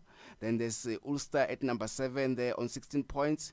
So is Cardiff at number 8 on 16 points, and you jump to number 9. There's also Sharks there, after we having won there by 15 points at number 9. Then there's Edinburgh at number 10 by 13 points. Benetton at number 11 by 13 points as well, separated by the point difference with the likes of Edinburgh as well. The former champions at number 12, the Munster there on 12 points. Then the Stormers there at number 13 on 10 points. So is Ospreys at number 14. And number 15, we've got Dragons there on 7 points. And lastly, the Zebri there as well on 7 points. So you can see that there's so many up and downs going on. So I'm very impressed with Leinster. They're still unbeaten. They've won all the 6 matches that they've played so far. So it seems like Yakini Naber's experience is adding value within the club there. So let's see. As currently the what you call the United Rugby Championship will take a break and also will resume back on the 30th of November. So we'll keep in touch, because as it will be bounce back. Also, Investor Cup will be on its way back within our midst. So let's see if teams will be able to record the results as well going forward. Oh yes, so talking of Leinster still sitting with the 100% winning record. I'm sure we spoke about that encounter last weekend, where they were going to lock horns with the South African franchise in the form and shape of Emirates Lions. We did definitely give it to them that since they're playing at home, they did stand a chance of walking away victorious, even though Lions have been doing pretty well this season. So it was a question of one head to die between Leinster and the Emirates Lions. So by the look of things, it looks like the home side walked away victorious in that clash, which is Leinster in this case. Obviously, with the South African leading them in the form and shape of their coach, the former Springboks head coach Jacques Nienaber, beating Ivan van Rooyen, who was leading the Joburg franchise in the form and shape of Emirates Lions. But it is not all over in as far as Emirates Lions are concerned. It is just the one game that they have lost. They've had a very good start in this year's season in as far as the Vodacom United Rugby Championship is concerned. So job well done indeed to Emirates Lions. On the other side, I don't think I can say the same about the Cape Town franchise in the form and shape of DHL Stormers, who happened to be the shade of themselves this season. They are definitely blowing hot and cold, but more of a cold. Indeed, the more of a cold. It started badly at some point. They've got this too much hiccup, which I didn't understand. They need to pull up their socks going forward. So to touch on also from the Lions, it's so sad to see that finally their run of form, the unbeaten run of form comes to an end. But with Thomas, I expect better from them. I think the Cape Townian fans will not be happy with that. So at some point, they were basement of the lock, number 16. They went on to win 2 back-to-back victories, but they went on to choke again. So there's too many things that are going on. I think the coach there needs to put his house in order. Failure to do that, I think we might see a dismissal or maybe something, a drastic decision taken against him as well. Well, let's hope Thomas, they will eventually turn the corner. Even this break, let's hope it will work in their favor, getting their house in order and get some calls right. Hoping that when Vodacom United Rugby Championship gets underway, or even the Investec Champions Cup, they will definitely bring the performance that we are used to see them dishing for the past previous 3 seasons since they joined the Vodacom United Rugby Championship. Now, moving away from the Vodacom United Rugby Championship, going straight to Top 14. Top 14. I think today you got it right. For a change. Finally. We don't hear Pro 14, we hear Top 14. So it's good to hear that. So yeah, I do have results as well of some of the matches that took place last weekend. The Bodiac Speckles won 19-4 against the Paw there. So the Paw struggling there. Then the Lyon also losing their home match there against Bayonne there, 38-49. Then we saw Montpellier winning 16-0. Imagine 16-0 against La Rochelle. La Rochelle are not doing well. The former champions as well. So I don't know what's going on as well. And then Racing 92, Siakolis' former team, winning 30-23 against Pepignan. So last looked better. And then there's Vines winning to 34-28 against Castres. There's also Stade France there, winning 36-6 against Clermont. At some point, Stade France, they've been struggling as well. So they need to start collecting those victories as well. Then Stade Toulouse as well, winning 57-5 against Toulon. You can see that they did a big thrashing in this game. So well done to them as they are seated top of the log there. All the teams have played 8 matches on 29 points. So followed by Bodiac Speckles, they're leading Bodiac Speckles by a point. So Bodiac Speckles are currently second there with 28 points. Aviron Bayonne, they seated third on 22 points, level with Stade La Rochelle. La Rochelle, they lost 16-0, but they are still top of the fourth there with 22 points as well. RC Toulon with 19 points, level with Clermont at number 6. Castres at number 7, and number 8 we've got Racing 92 on 18 points. Then Lyon at number 9 there on 18 points. Section Paw at number 10 on 15 points. Montpellier at number 11 on 14 points. Stade France level with Montpellier at number 12 with 14 points as well. So it's USA Pepignan at number 13 with 14 points. And lastly, we've got the Vans, the newcomers there at number 14 with 11 points. So, but with also this lengthy break that is taking place. But this weekend, they've got the final round 9 matches. Clermont will host the Bodiac Speckles at 3:30 this afternoon. Then Castres will host Olympique Montpellier at 5:30. Then tomorrow we've got RC Toulon up against Lyon at 5:30 as well. Section Palois will host Racing 92 at 5:30. USA Pepignan will host Vannes there as also at 5:30. La Rochelle also will host Stade France at 10 o'clock in the evening tomorrow. And also Aviron Bayonne will host Stade Toulouse there at 10:05 in the evening as well. And after that, it's a lengthy break as well. So I think it has to do maybe with the Autumn Nations series that is taking place, because it will kickstart today, as we are still going to talk about it later on. Right now, so far so good. So the team must start picking up points, but it's good for Stade Toulouse. Although I don't see any unbeaten teams when I look into their log standings. Some of them, they lost 2 matches, 3 matches, 4 matches, 5 matches and 6. So they need to do better. But so far so good for Stade Toulouse. Without any further ado, let's dive straight to Autumn Nations series, which I believe it gets underway this evening. This evening, as England will host New Zealand. So New Zealand, I think maybe I think if I'm not mistaken, we're still going to play England as well. So there's England, there's Scotland, there's Wales. So This island. There's Ireland as well. So the matches for South Africa, we are playing next weekend, but the Autumn Nation Series kickstart this weekend. So with South Africa, as we've just received the squad was announced by our very own Rasi Erasmus, Thomas du Toit, Vincent Koch, Franz Maliebe, Oxenche. We've got in the hooker side, Malcolm Marx, Bongi Bonambi. In the lock side, we've got Eben Etzebeth, Franz Monstedt, Ruan Norke, Archies Neyman. And then in the loose forwards, we've got Peter Staff du Toit, Sia Kolisi, El Ruglio, Wacha Smith, Marco van Staden, Jasper Visse. In the utility forward, we've got Jan Hendrikse Vessels. In the scrum halves, we've got Jan Hendrikse, Kobas Reinach, and Grant Williams. I think Grant Williams, this is a massive player who already has 7 caps in this wonderful tournament. Then in the fly half, we've got Manili Pork as well as Henry Pollard. I don't know which one will get to start in our first game next weekend. We'll have to wait and see. Yeah. You see, so I was anticipating Siyama Suku, but later on, I think they're still grooming him when I look into the situation. In the center half, we've got Lucanio Am, Damien Di Allende, Andrew Esterhazen, Jesse Krill.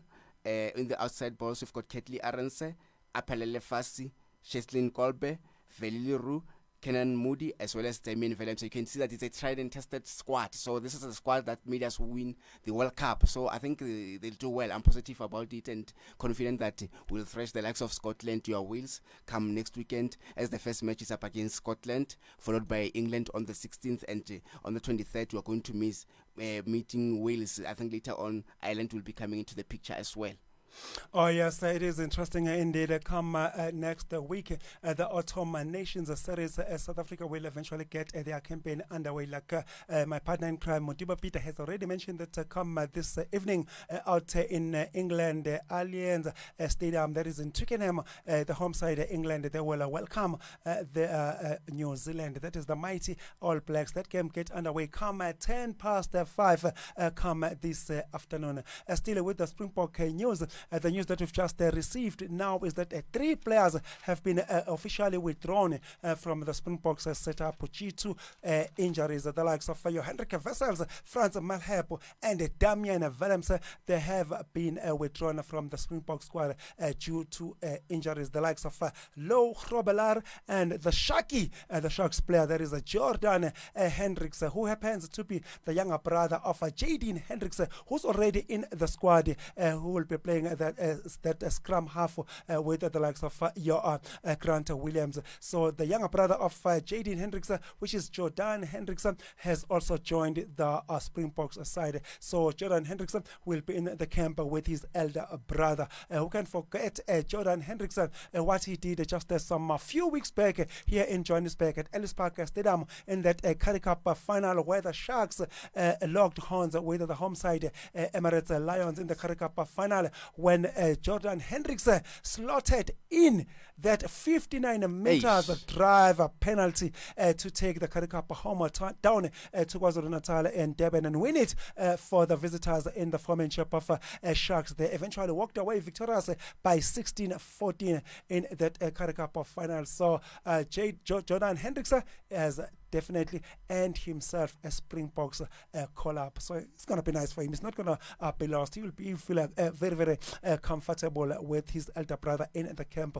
But I must go on and say that he's not a stranger in the Springboks fold. You will remember that on the 20th of June this year, when the Springboks locked horns with Wales, the mighty Dragons out in Scotland, in England rather, Twickenham Stadium, Jordan Hendricks was in the starting 15 for the Springboks. So by the look of things, it looks like he might go on and earn himself his second cap in as far as the Springboks are concerned. So we'll be watching that space with a keen interest come next week when the Springboks eventually get their campaign underway, when they lock horns with Scotland come next week. I believe that will be on Sunday. Just to look at the feature of the Autumn Nations Series, like we did mention that come this afternoon, afternoon.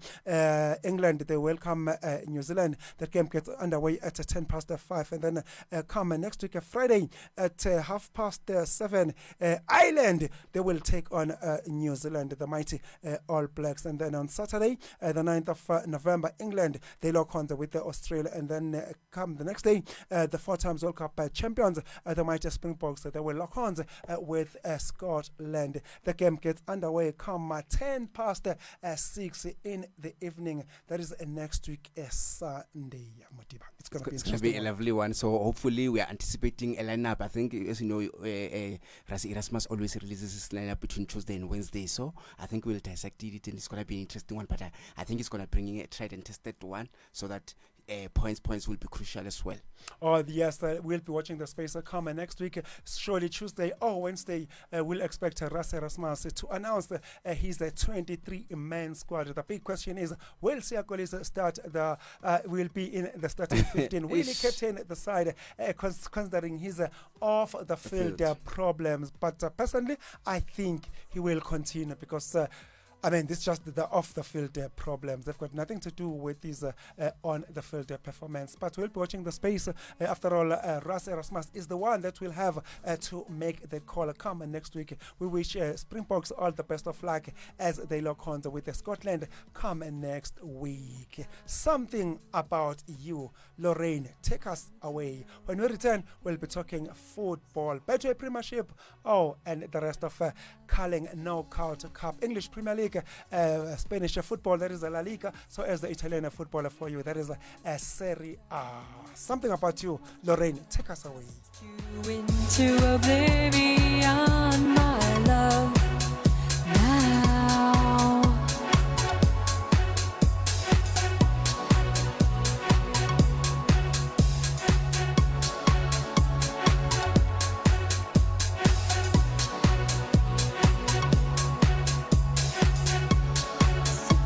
About you,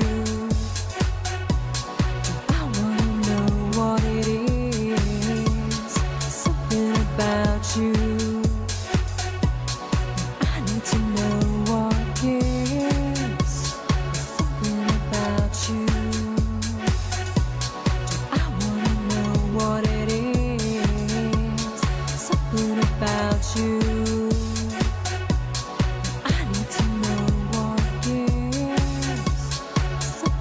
About you, I wanna know what it is. Something about you,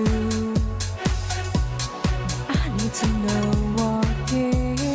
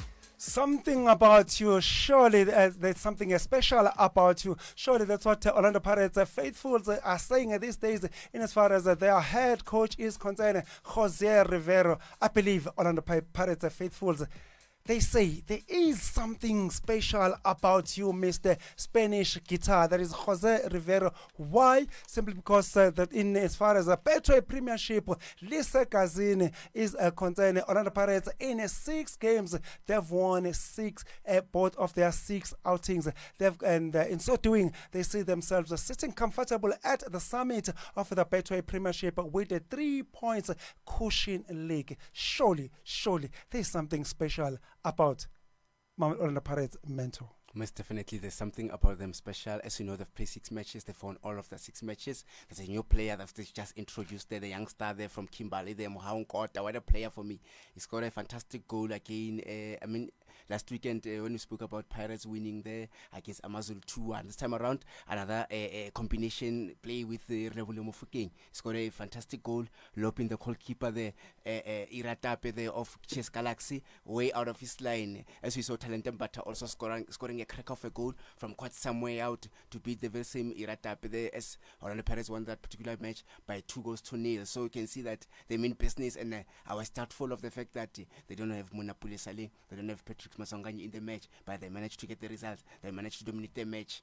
TS Galaxy at home in Mbombela. So you can see that Sjatramovic is now under pressure. Out of 5 matches, he's lost 4, he's drawn 1. You can see that maybe Team Sukazi will start calling the men and we must start getting results, because you've released good players. The likes of Fiakrentoar, who's just joined Kaiser Chiefs, Bokoisa Sanoka, who's just joined Supersport United, Samir Nukovic, who just left the club as well. So things are just not going well, and I think this is a high time he needs to start picking up those results, because currently it's between him and Amazulu at the basement of the log, but they are at 16 because they've got only 1 point that they recorded against Marumo Kalens last weekend. And speaking of last weekend, there are results as well of the matches that took place. Stellenbosch played Richards Bay goalless, and then Marumo Kalens played draw 1-1 SF just booking against the Chess Galaxy there. And then also Royal EM Mamki's side finally recording a victory against Kukuni United 2-0. There's a player called Gianni and also Motebang Sera, the player who missed chances against Mamelodi Sundowns. This time around, he redeems himself with a second goal. I think goalkeeper Ali Sangara could have done better there, because I saw him spilling the ball in the back of the net there. So somehow when one looks at it, that incident there. So, and I never saw them going to struggle. I realized that they lost the Calibre Club against Richards Bay. They're now beaten 2-0. So Sean Sema was under pressure going to play midweek. So as still going to come to midweek results as well. So Mamelodi Sundowns thrashing Cape Town City 3-0. We spoke about the same Kuliso Modawu teaching our man of the match, as he supplied for Peter Shalulile to score a brace, and also Lucas Ribera Costa to score the 3rd goal. All of those were those special, fantastic goals. So that was a 6 revenge, like you spoke at the opening of the show there, and they grabbed 3 points as they came from the loss against Polokwane City last weekend, 1-0 there. So, and Makesi FC, what a game against Kaiser Chiefs, where they led 2-0. Goals from Wandaboy Makubu, as well as remember Edmo Chirambatare, the former Kaiser Chiefs midfielder there. He supplied from the cross as he scored with the header Makubu, and also a free kick where question marks need to be asked to goalkeeper Fiakrentoar, how do you beaten on your near post there? But Kaiser Chiefs never gave up, because they kept circulating the ball, rotating the ball since the first half. But Elvis Chipazeza as well did well, made good crucial saves, and these defenders as well, but they lost concentration after scoring the 2nd goal. That's where Mudusi Shabalala stepped in, scored fantastic goals. I like the 2nd goal where it was a volley and no chance for Chipazeza, and the coach was not happy at the end of the game there, Clinton Larson, stating that the 2nd goal that they considered, it was just an individual error. So his team could have done better, but then I think he'll give himself a pat on the back as the fact that they knocked Pirates out of the Cullen Cup, and they wanted to demolish another Soweto site, but it wasn't to be, as the game ended 2-2 there. So Kaiser Chiefs could have converted their chances, but they were unlucky at some point, because for me they did well, but they need to fix their defense. That is where question marks are posing there. So also Golden Arrows playing goalless draw against Supersport United, and then Polokwane City traveling to Herigwala, Umgugunto of Kwandonga Ibovu, and managed to get a solitary goal 2-0 against the Royal EM Mamki's side. Dlamini scoring the winner. I can see that Coach Putume Hafer had that confidence against the 1-0 thing, and then he came again, won 1-0 midweek, 6 points in the space of days there. So he's doing well. I remember I had a conversation with, there's a radio station that, called Vision Mixer. In fact, it's a TV show where the influencer there, Mahlatse Mpatlele, spoke about Coach Putimuhavi being a great coach. Oh, so yes, which he means, is. I think he said, also stated that with limited resources, he's able to get results. He's trying hard. At some point, management are interviewing in his job. So, but it was just fantastic to see some of his players. You are Bulilani Nikani, yes, and also you are Cool Alexandra doing so well in the game against Sundowns, and they came on to do away from home, winning so well, and Amazulu finally get the victory there at the expense of Chippa United 2-0.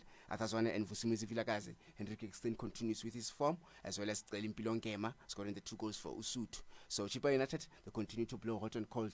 They were lost against Stellenbosch. They came back to win 2-0, but this time they lose again. So it's some bit of inconsistency as far as Kwanelo Kopo is concerned and Thabo September there. So as far as the league is concerned, we see Orlando Pirates is seated pretty at the top there with 18 points, unbeaten by the way. Then secondly, Mamelodi Sundowns at number 2, trailing Pirates by 3 points. Number 3, we've got Polokwane City with 13 points, as I've spoken about Putimuhavi there, doing so well. Stellenbosch at number 4, Steve Barker. And speaking of Stellenbosch, they also won on Thursday against Marumo Gallants 1-0. Thabo Maloisani being the goal scorer as well. You can see that Steve Barker as well is doing well. Only lost against Golden Arrows in that first match of the season there. So Kun United on 10 points at number 5 with that victory midweek. Against Richards Bay 2-0 as well. So Chippa United, I thought Spombuli was one of the goal scorers as well. Chippa United at number 6 on 10 points. SuperSport United at number 7 on 8 points. I think this is the victory that they got against Kaiser Chiefs last weekend 1-0, Yes. as well as the draw midweek, which pushed them within the top 8. And Kaiser Chiefs, with that draw, they managed to sneak in the top 8 because they were outside the top 8. And then you go down there, number 9, number 10, they're seated on 7 points, the Royal AM and Golden Arrows, the KZN sides as well. Magesi United at number 11 on 6 points, Richards Bay on 5 points, so is Cape Town City at number 14 and Amazulu number 15, and lastly TS Galaxy, as we spoke, that Siatramovic needs to start getting points because he will be under pressure going forward. So, and Betway Premiership will still continue to the listeners and the viewers out there. So Orlando Pirates will host Richards Bay at Orlando Stadium 7:30 on Tuesday the 5th of November. I think they'll want to make it 7 out of 7. As you know, Brendan Fluter, this is a coach, I don't like his style of play. He plays on a low block. So although one of his players got red card against Kukuni Yelelampotom, I think he will miss him. Although there's also some Milan Tsundwana, Yatavani Kumete in that team. They must just make sure that they start getting those points. As you know, at the start of the season, they got a sponsor from Parkway where they need to start getting. But I was so sad when they got rid of Vusumuzi Vilakazi for me. So Stellenbosch will host TS Galaxy. As you know, Stellenbosch are always a hoodoo to TS Galaxy. So Setramovic is under pressure already. You are facing your hoodoo team as well. The team that knocked you out of the MTN 8 3-1, if I remember so well, at the Danny Craven. So I suspect this game will go to Athlone because currently PSL has just posted the Danny Craven Stadium, stating that it's a new smaller venue where fans are not comfortable, and some of the fans, they are breaking those fences at the venue there. So on Wednesday, as I spoke about them, they're playing on Wednesday against TS Galaxy, and Mamelodi Sundowns will host Polokwane City. I think this is the second round as well, as they beaten them last weekend. So it looks interesting so far.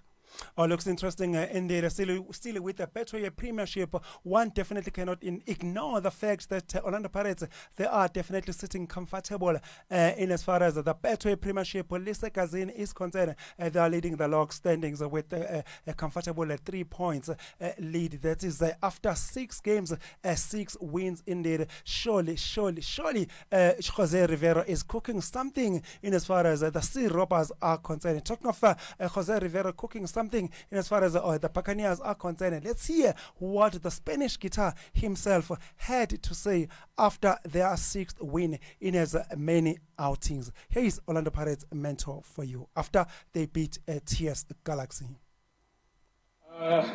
With this marathon, we have to be ready for every kind of inconvenience because there's a lot of challenges in the game. Today was a game played from the first minute in a really high pace with a lot of duels, with a lot of contact, and it's normal to suffer this type of knocks when you try to be first. Fortunately, I think it's not going to be something serious. There was Orlando Pirates mentor Jose Rivera saying that the league is definitely a marathon. Yes, it is still early days, but if they can collect points in early days, who cares? Those are points they'll definitely come towards the end of the season. Just to go back, way back in 2010, 2011, I believe that was the last time Orlando Pirates won the treble.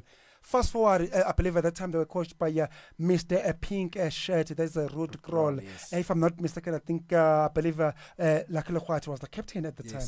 True. Yes, and they had the likes of who was in the 18 area, Benny McCarthy. And Tulasizwe Mbuyane. Tulasizwe Mbuyane. Oh, Uchuchu. I think his name. His name was Chuchu. Fast forward to 2024, the treble, in as far as Orlando Pirates is concerned, surely it is on the cards. They've got MTN in the bag already. It looks like they're going to put up a fight in as far as the Betway Premiership.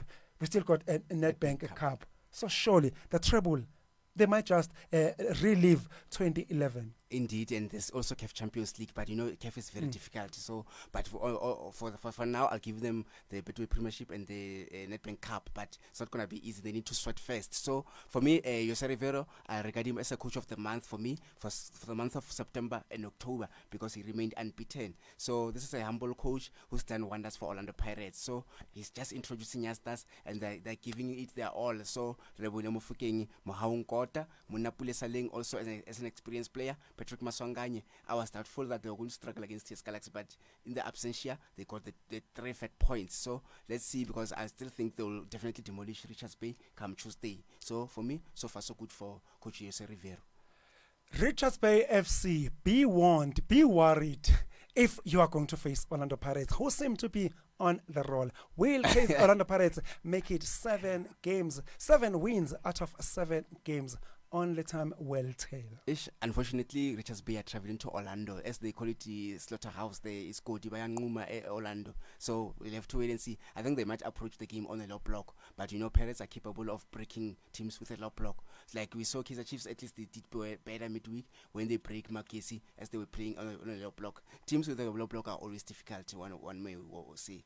Oh yes, Richards Bay be warned, and it's not going to be easy at all getting to Orlando Stadium and take on the home side, who seem to be definitely sizzling hot in as far as the Betway Premiership is concerned.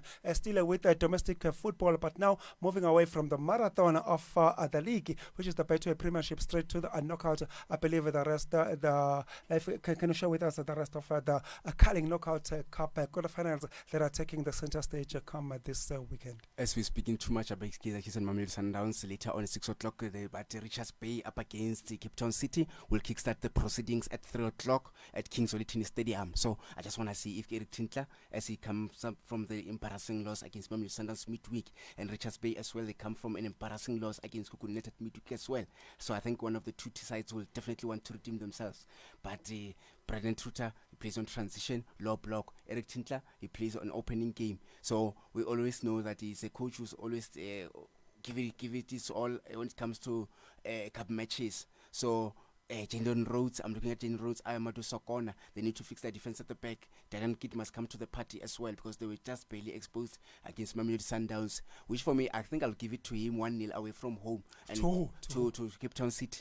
So I think I'll give it to Eric Tintler's Cape Town City 1-0 at home, because I realized that Richards Bay, they're not playing those convincing football under Brendan Truter. And this is a coach whom at some point was sacked by the likes of Morocco Solos, Amazulu, Skukun United. He's coming from Uppington City in the Motsepe Foundation. So I think maybe he went there because of the post was just satisfying as far as Richards Bay is concerned. But I don't like his style of play. I think for me, Eric Tintler will take this one. Although I realized that he's also benched goalkeeper Salim Makula. For what reason, I don't know. There's a new goalkeeper who won man of the match against Orlando Pirates, Ian Otieno. He's been introduced. But yes, he's tried so well. But I think Salim Makula needs to be given a chance. But at some point, I think the previous season, we had the news that the goalkeeper doesn't want to play because of Kalim Blackable and the culture. Because of, as you know, I've heard that he's a Muslim or something. He's a Muslim. So hopefully, I think the same goalkeeper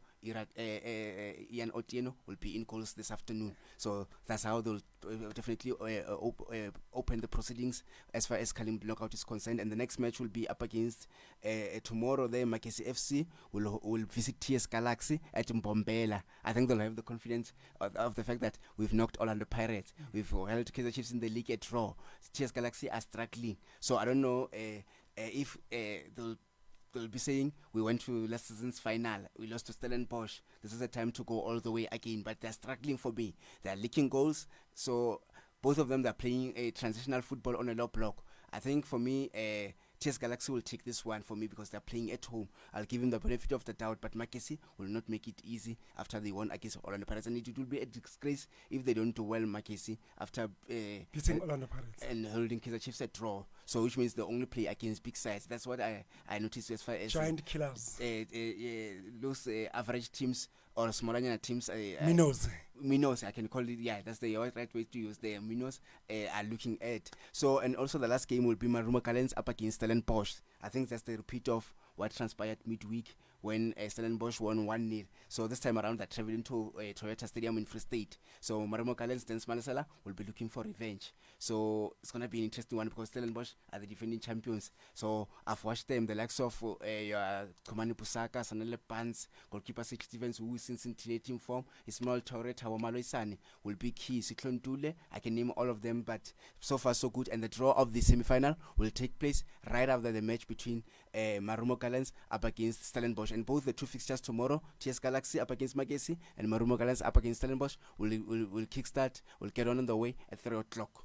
Now moving away from domestic football to international level, where we talk women's football. Banyana, I believe they have been flying the South African flag in as far as that part of the world is concerned. And by the way, Banyana are playing two sets of games there.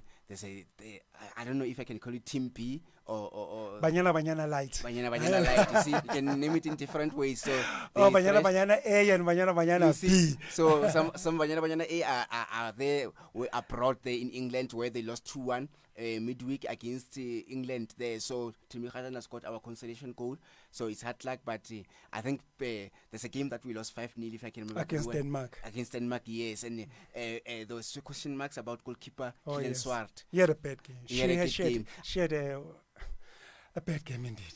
She's always having a bad game, especially when dealing with aerial balls. This is his downfall, her weakness as well. So I think, I don't know why Dlamini did not start the match. That's my questions. That's a topic for another day. That's a topic for another day. As we know, here in Disraeli, sometimes there's some bit of tensions which can't be disclosed, you see. So let's see the other Banyana, that's as we call it, Tembi. They played against Seychelles in the COSAFA Cup. Yes. They won 8-1. So currently, if I'm not mistaken, they're playing in the final of the very same COSAFA Cup. Oh yes, Banyana. Can I go and say Banyana Light or Banyana or the other Banyana? So you can name it in different ways. Oh yes, so they made it to the finals of the COSAFA Women's Championship. That was after they beat our neighbors Mozambique 4-1 in the penalties after they were locked at 1-1 in a regular time. So this afternoon, come at 3 p.m. Banyana, they've got a date with Zambia.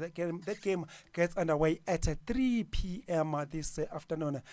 That is the final of the COSAFA Women's Championship. South Africa versus Zambia. It is happening down in Port Elizabeth, Paemambozane and Batobalazio, Ekabeja Amfondine, down in the Eastern Cape. So if you are anywhere near Kabeja, you know exactly what to do. Make your way to Wolfson Stadium. Go and support the girls as they take on Zambia. Let's hope the girls will definitely win the COSAFA Women's Championship this time around and go on and make it 8 times. We know that so far they've done it.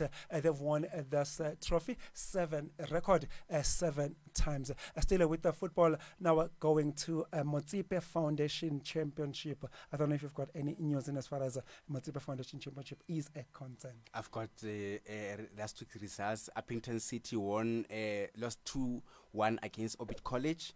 Pretoria Callis won 1-0 against Baroka. They seem to be struggling at Baroka. Oh, Baroka. Yes, remember they got rid of Tensmalisela, they got rid of Morgan Mamila. So things are not just happening there. So Milford FC, the top of the league winners, they improved to Milford FC. That knocked Kaiser Chiefs last season. We made them in Breaking Cup. They've won 3-0. They're still top of the log against Roma United there. So Kaiser Stars lost 3-2 against Venda Football Academy. And Pretoria University won 3-2 against Hungry Lions while they were down to 10 men. And then Kruger United winning 1-0 against Cape Town Space. Cape Town Space and Smith is not doing well. Yes. And when last time when I checked the log, he was outside top 8. You can see that he's not doing well. I don't know what's happening. Or is it because he took some of the players to Stellenbosch? You are Komani Busaka, you are actually Cupido, the striker there. And there's a rumors that Arsenal Velabai is wanted by big guns. Let's wait and see come January. So it's going to be interesting as well. So also on the first, we saw Highbury Lions, which is yesterday, winning 1-0 against Agri Lions. Currently the top 8 is as follows. Milford FC leading the pack there with 17 points. After 8 games have been played there, followed by Durban City, which is Maritzburg. They also lost 1-0 in their other game yesterday against Hungry Lions. I think they're starting to crack now. So at some point they were unbeaten. The former Maritzburg United named there as number 2 with 15 points. And Appington City at number 3 with 14 points. Black Leopards, they've improved as well at number 4 with 14 points. Number 5 is Kaiser Stars at number 5 with 13 points. Number 6 we've got JDR Stars with 13 points. Number 7 we've got Orbit College with 13 points. And number 8 we've got University of Pretoria with 10 points. Because they've just won, I think they'll start making sure that they might jump as far as number 5 is concerned. And at the bottom we've got Kruger United on 8 points, and lastly Venda Football Academy. They need to start picking up points as well. Fixtures taking place later today. Baroka FC will host Milford FC. So Milford FC is in stunning form. We'll have to wait and see if they will be able to go there at Lebahomu and shock Baroka there. Appington City will host Kaiser Stars Venda Football Academy up against Orbit College. All the 3 matches kickstart at 3:30, and then tomorrow Cape Town Space will host Black Leopards, the former Betway Premiership teams there. Luma United will host Kruger United in the Battle of United. So both the 2 matches will kickstart at 3:30 tomorrow afternoon. Very interesting.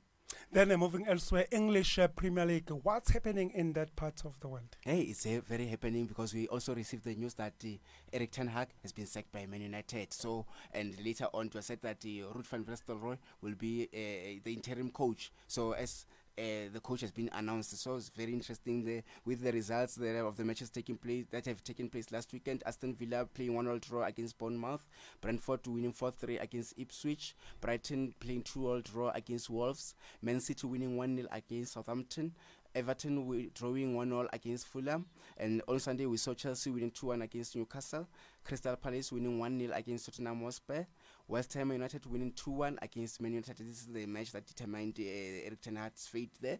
And then Arsenal playing 2-2 draw against Liverpool. What a game it was. So finally Man City are still top of the log after all teams have played 9 matches with 23 points, followed by Liverpool at number 2 with 22 points, trailing Man City there by 1 point. Arsenal at number 3 with 18 points. So is Aston Villa at number 4 and Chelsea at number 5 with 17 points. Brighton at number 6 with 16 points. Nottingham Forest at number 7 with 16 points as well. And then lastly, Tottenham Hotspur, which conclude the top 8 there with 13 points. Very, very interesting there. So far, so good. And with the fixtures taking place later today, Newcastle will host Arsenal at 2:30. And then Bournemouth will host Man City there at 5 o'clock later this afternoon. Ipswich will host Leicester City there at 5 o'clock. So is Liverpool up against Brighton. And then Nottingham Forest will host West Ham. And Southampton will host Everton. And later on at 7:30, there's Wolves up against Crystal Palace. And tomorrow there's a match between Tottenham Hotspur up against Aston Villa at 4 o'clock. And then Man United will host Chelsea. It's a big game to watch. And let's see if the new coach will be able to get his first victory there at 6:30. Oh yes, so things are happening as far as Manchester United are concerned. Like rightfully mentioned that early this week, Manchester United, they fired their former head coach in the foremanship of Erik ten Hag. Let's hear what Manchester United fans on the streets had to say after that announcement of Erik ten Hag dismissal. Here is Manchester United fans. It was a long time coming, seeing the same thing week in, week out, sick and tired of it, so we need to change. We've been crying out for this, finally it's happened. I think it was inevitable. I think it's been a build-up over many weeks. you know, the results haven't been going our way. But I think also we're not playing a fashion that United fans used to see. You know, it was never going to be an easy job to fill. I think the expectation's super high at this club, but unfortunately he's fallen short. So. I feel like he shouldn't have been sacked, in all honesty. Like, obviously we've been playing bad a couple of weeks and everything, but we need to look like Arsenal. They trusted Arteta, and I look at them in the Champions League, fight for the title every year now. So we should have stayed with the manager. It's a little bit of a shame, actually, but I wish we'd done it over the summer. I'm not sure why now, though. Who are you going to bring in? Who's available? Tuchel's gone to England. Southgate available. I just don't know whether it actually materially changes anything. For me, I'd go all the way back and see whether Solskjaer's available again. I don't think he did a bad job at the time. In the interim, it's Ruud van Nistelrooy in charge, so what do you make of that? Fans' favourite, you know, great reputation at the club. You know, probably early in his managerial career than they wanted to take this club on, but might just be the injection of personality. You know, he's been here, he's done it, he's seen it. Might just be what we need. Van Nistelrooy at the moment will do the job, but interim only. I don't want to make the same mistakes we did with Solskjaer. Once he's gone, we need someone secure, someone who's proven, and someone secure, like Inzaghi. I think Inzaghi. I would settle with Van Nistelrooy for now, because I see what he can do, because he's been at United before and he knows how to perform in one of the big games. So we'll just stick with Van Nistelrooy now and see who we can get. Yeah, I was surprised because he felt like he was under a lot of pressure. Obviously, there was a lot of rumours that he was eventually going to go, and can he turn it around and all the rest of it. But the fact he survived the international break, then you had the Brentford game, obviously the European game as well, the West Ham game, like you mentioned there, felt a little bit hard done by that penalty decision, which I think everyone agrees wasn't a penalty. So you're looking ahead to the fixtures. You've got I think it's a last 16 game against Leicester in the Carabao Cup, then Chelsea. You think, okay, there's a run of fixtures here that are winnable. I know we keep saying that as Manchester United fans, but you think maybe they'll stick with him through these fixtures and give him the opportunity to turn things around. But when you look at it in a sort of wider context, you look at the whole season, we're sat in 14th. You can only blame referee decisions so much. You look at last season, I know we ended on a high with the FA Cup win, which was phenomenal, but we finished 8th in the Premier League. You've got to do better than that, and I can understand why the people above Everton have just decided enough is enough. Why now? Why now? Whom are you going to bring in? Well, that question has been answered by Manchester United management. They have hired a new coach, the highly ranked Portuguese coach in the form and shape of Ruben Amorim. He is the new Manchester United head coach. He will join Manchester United come the 11th of November. So from now till that time, the interim coach in the form and shape of Ruud van Nistelrooy, he will continue taking care of the business. So the new head coach's assignment, in as far as the Manchester United are concerned, it is going to be against Ipswich Town. That will be on the 24th of this month. So we'll hope, in as far as the Manchester United is concerned, let's hope their fortunes they will change going forward. Otherwise, their frustration will continue. Now, time is definitely not on our side, but before we wrap up, let's quickly look at what's happening in as far as netball is concerned. Indeed, as you spoke at the start of the show, that our very own Protea women, they are against Malawi in a tour series there. So, and they won their first match there by 68 points to 31. So you can see that this was Jenny Van Dijk's first match, and it was so good, assisted by Sanadam Totana. I was so impressed because, as you know, she's been trying to select players and prepare the team well, trying to check which one fits in her plans. But so far, so good, very impressive. And Mira van der Berg there, she was the player of the match in that particular match. So as the matches are taking place today as well, the second match, the very same Malawi, and tomorrow as well, the matches will kickstart at 5 o'clock and then tomorrow at 3 o'clock. So hopefully our very own Jenny Van Dijk shall get more results as well, and also make sure that some of the players that will be participating in the Fast Five will definitely do well. And speaking of the Fast Five, we are participating against the likes of Australia, Jamaica, England, Uganda, as well as New Zealand as well. So, but this time Matlamo Swatlisam, she will be the head coach of the particular squad. So let's see, because we are playing against the likes of England at 12:30 on the 9th, which is next weekend, Australia at 4:15, and also Jamaica at 7:30 later on the 10th, which is Sunday. We are playing Uganda there at 1:30, and later on New Zealand at 3:45. I think this will determine our fate. Either we qualify for the 6th and fourth place at 5 o'clock, or later on, third and fourth place, and then the final will take place at 8 o'clock. So hopefully we will be amongst the defending champions Australia, who will be also looking to defend their title. But so far so good. I'm impressed with our Proteas ladies under the leadership of Jen van Dijk, and also Martha Mosotlasem. She must make sure that she continue since where the coach has left. Oh yes, it's going to be interesting indeed. Let's hope the Proteas head coach Jenny van Dijk will definitely get the better of our visitors in the form and shape of Malawi Queens as they lock horns come this afternoon, so as tomorrow. And we saw Chawane share a stellar off the game. Did I mention the Proteas goal shooter in the form and shape of El Marie van der Berg? She had a stellar off the game. She had around about 93% conversion rate. Definitely, that's what you need from your international goal shooter. Great game indeed. Time is not on our side. Before we sign off, let's look what's happening as far as Formula One and motor racing is concerned. Indeed, this time around. So let's see if the Brazilian Grand Prix that is taking place this weekend. So I saw last weekend Max Verstappen also struggled in the Mexico Grand Prix. So he also had some clash with the who's this other driver, the McLaren, who's driving Lando Norris. Yes. So where they had a collision and she was penalized as well. So and she arrived sixth. You can see that he's having a poor season. And Carlos Sainz there, he was the winner. So hopefully he will try to work hard in Max Verstappen and do well in the Brazilian Grand Prix. So in the motor sport there's also Malaysian Motor Grand Prix taking place in Sepang. So let's see if Francisco Banaya can continue with the form that he got against the Thailand MotoGP last weekend. So races are coming thick and fast as well. As you know, the conclusion of the motorsport and F1 motor racing is reaching its end at the month end of November. So good luck to both the participants in both the F1 motor racing as well as the motorsport. Oh yes, so that's where we sign off. Indeed, we sign off, and it's been a lovely day. And there's also Paris taking place in tennis. We'll bring you the results when we come back next weekend. But it's been lovely. We can speak about the whole day. It was good to be here as well. And the name still remains Mundiwa Johannes Peter. You're a very own sports journalist, and it's a very lovely afternoon. Yeah, as we sign it off once again. Oh, a very great afternoon. Indeed, may the best team win out at FNB Stadium as the Kaiser Chiefs welcome the high-flying Mamelodi Sundowns in that quarterfinals calling a knockout cup. We'll be watching that space with a keen interest. On that note, I am Spanalo Ngoba. Let's do this once again. Come next week, same time, same place here on Nirvana World FM. That's between 11 and 1 p.m. Till then, it is bye-bye. Sale kahle. कोई फंसे ही बिना मैं कबूतर फंसे जाते और कोई फंसे ही बिना मैं कबूतर और कोई फंसे ही बिना मैं कबूतर फंसे जाते और कोई फंसे ही बिना